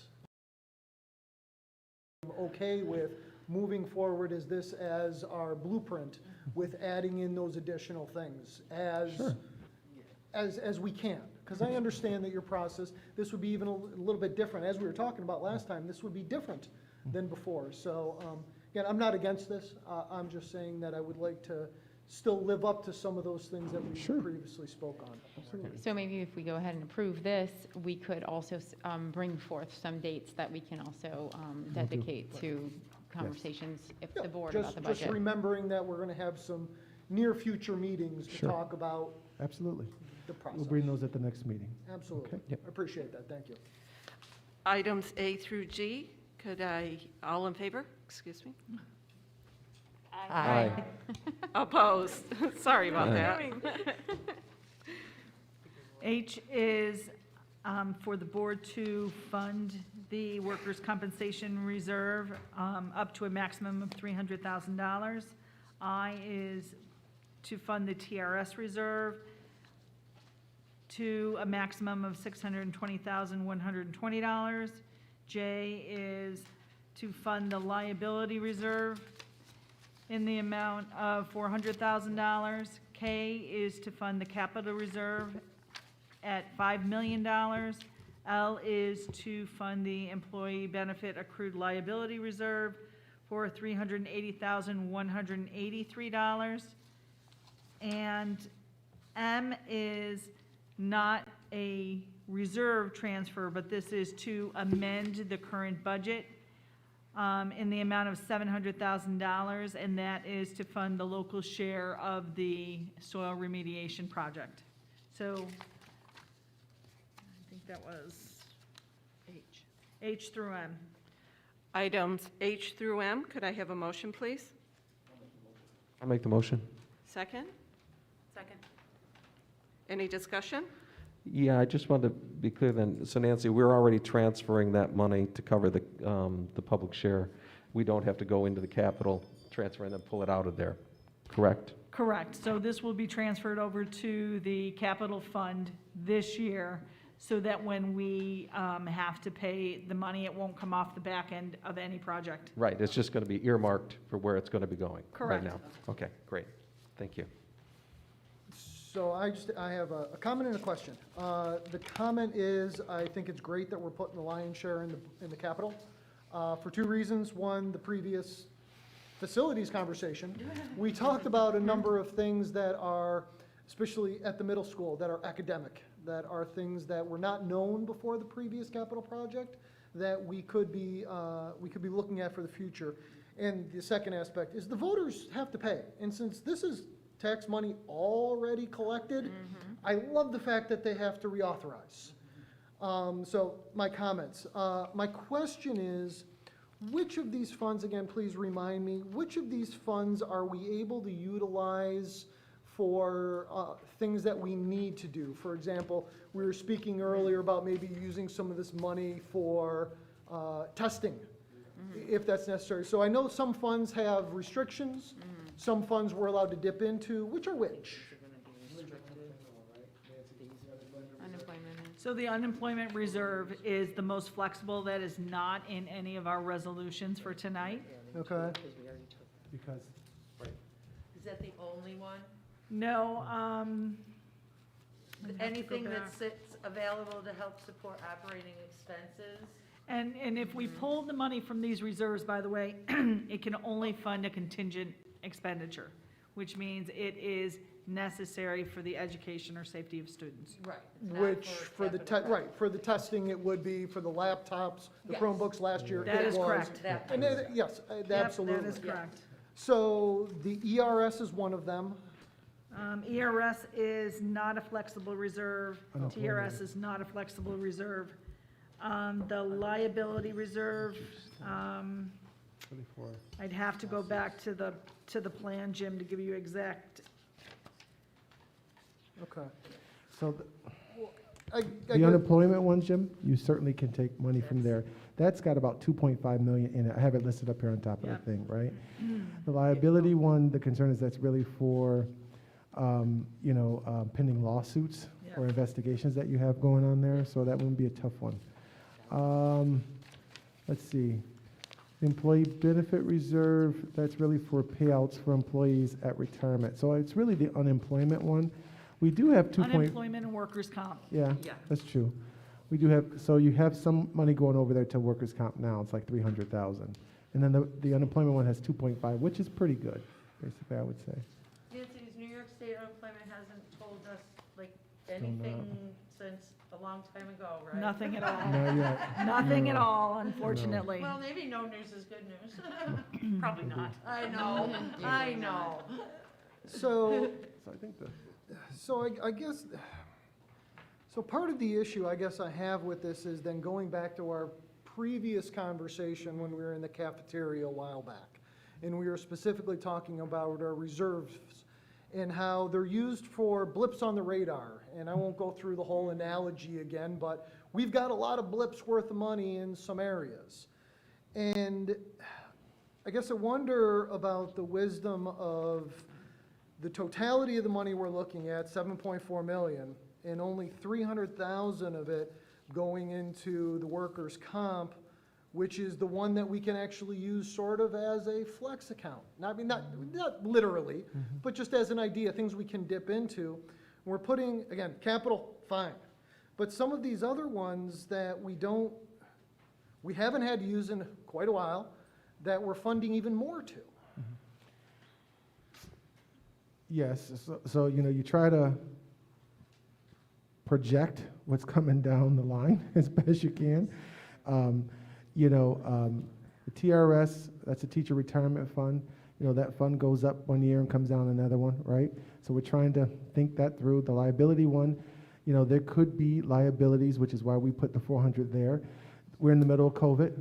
We don't know how things will go. We don't know if we'll end up with, every district has been told to brace for lawsuits that might come because of COVID, things that we put into place. So that's why we kind of put that there. The capital fund, we know that there's some capital needs that would be there, so we put that there. The employment benefit piece, we have some people who are going to retire, so that's how we project it there. Now with the workers' comp, there's about 300,000, right? So our figure is between workers' comp or unemployment, if we need to have some extra money for testing or whatever else have you, we could pull from those two. We think that those two would be, that amount would be suitable. And again, we're basing this on the fact that we have a company that we think will be free in terms of cost for testing, right?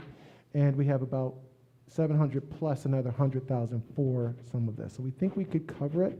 If we did need to go in and get something, we think those two areas would be the two areas to get it from. So we projected this based on what we saw coming long term, and those would be our recommendations. I hope that gives you some rationale. But Jim, are you asking why you wouldn't put more in a more flexible account? Because you can always fund those accounts in the future if you need them from a more flexible account. That's exactly what I'm saying, Okay. yes. Is there a reason we're not putting more in an account that we can pull from in the event that you need it? Why would you encumber the money in accounts that you can't pull from? The state comptroller likes to see that we are methodical in how we fund our reserves. And when we looked at this holistically, we looked at each of these reserves to say, do we think it's underfunded? Where do we think we're going to need the funds down the road? Now that we have this surplus funds, we thought that it would be best to fund these, not can we pull the money out for some future expenditure. So we're looking to fund a rainy day, or a rainy day fund for each of these reserves. And I believe that the board didn't want us to fund the unemployment reserve more than we had originally, which was the original recommendation. So that's why we didn't put anything in that one. Okay. So I guess I'm just going to make a request here that as we get into our budget season and we start having these conversations, that the idea of reserves don't get lost in the conversation, because as we discussed before, and again, I hope we discuss in the future, a number of these reserves accounts, we actually budget in annually. So it's things like we actually take taxpayer money every single year to fund as a line item. and don't always spend all of it. And as a percentage of what we budget, as a percentage of what we sometimes over or under budget in a given year versus a reserve account, they just don't always seem to correlate with what I would think. You know, as we talked about before, it was like, okay, we can have one blip, but we have 20 years worth of blips budgeted into a reserve. That's not a blip, as Heather said. You're not talking about a blip, you're talking about a change in a line item in what we actually need to spend. So I'll just stop there and just saying that I want us to be thinking about the big picture, the totality of what we do when we're crafting our annual budgets. Yeah, Jim's point's a really good one. If we're using excess monies to kind of front end some of these reserves, then as we go to budget this next year, maybe some of that hard work has been done. And to clarify, I'm not saying we should budget based on reserves. No. That's not what I'm saying. But we can't forget about the reserves as part of the total picture. Point well taken. Thank you. We will certainly keep that in mind as we move forward. I appreciate it. Thank you. All in favor? Aye. Opposed? Next is items from the board. Would there be any items from board members tonight? Oh, I always have to thank our administrators, our teachers, our staff, our students, and our parents. Thanks. It's always a challenge in a pandemic, and we appreciate everything that everyone does for all of our students, for all of our buildings. Thank you, everyone.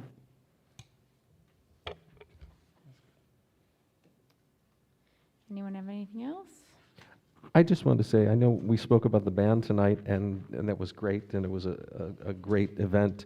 But I don't know as if we ever mentioned the football team in the first victory that they got, and what an accomplishment that was, and particularly the way they did it. And this is from someone who's not necessarily a proponent of football, but sees the value in the teamwork and the value of the progress of what those kids did.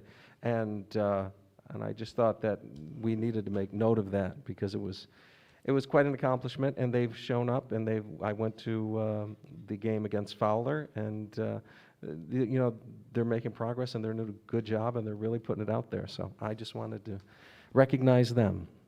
I'm going to piggyback on that just 1 second, because just this morning on News Channel 9, or it was maybe last night, the sports do like the top 3 of the Friday football, and our own Dylan Dunsmore from and our team was number 2 in the spotlight this week. I just had a quick question. I did get a couple of calls from parents who are concerned. Their kids are coming home and reporting that, why do I have to wear my mask all day when so-and-so wears theirs under their chin or whatever? I'm just curious, first of all, like, what teachers are told to do if kids are not cooperating, and then secondly, just if maybe Mathis, you could check in with our building principals and find out, if there is a compliance issue, because it feels, according to these parents, like some kids are allowed to get away without, and I'm specifically talking upper grades. Sure. I will check in with the principals. I have not heard to date massive issues around this, but I will double check to make sure. When kids are not wearing masks, we tell them, you got to put your mask on, right? These are the reasons why. This is a regulation from the state. This is the expectation for the district. And we ask them to put their mask on. Now, throughout the daytime, children are given a masking break. Some kids will need it, more than others, right? So we do give them time to do masking breaks, but we do ask them to go ahead and put your mask back on. If there is an issue, then that is referred to the principal and the administration, and then we take them one at a time and work through it with them. We are very clear to make sure that people understand this is the expectation, right? And if there is a special accommodation or something that's going on with the child, we do have folks who work with those particular parents or students. Our medical doctor does reach out to the families to figure out what's going on. Sometimes it's a different type of mask that has to be created for that child. Some masks are custom made. Some masks are, they may have something different that they have to put in place. And then he works diligently to do that. We have very few students. Most of those students who really have an issue with the mask, most of them come from our students with disability background. And in those cases, we have special accommodations, and we really work with the staff to make sure that everyone is masked as well. But we do ask people to do that, and if they don't, then we do, there are steps that we put into place. You know, everyone's held accountable. You got to do what you got to do, basically. So, but I will certainly check and make sure with our staff as to how it's going. But for the most part, it seems to be going for the most part well, but I will check, especially at the higher levels. Thank you.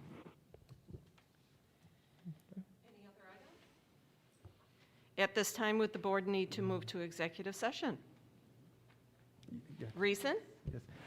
To discuss the performance of a particular staff member and matters of security. And would there be a need for a vote after the executive session? No. Could I have a motion to move to executive session? I'll make the motion. Second? I'll second. All in favor? Aye. Opposed? You may move to executive session.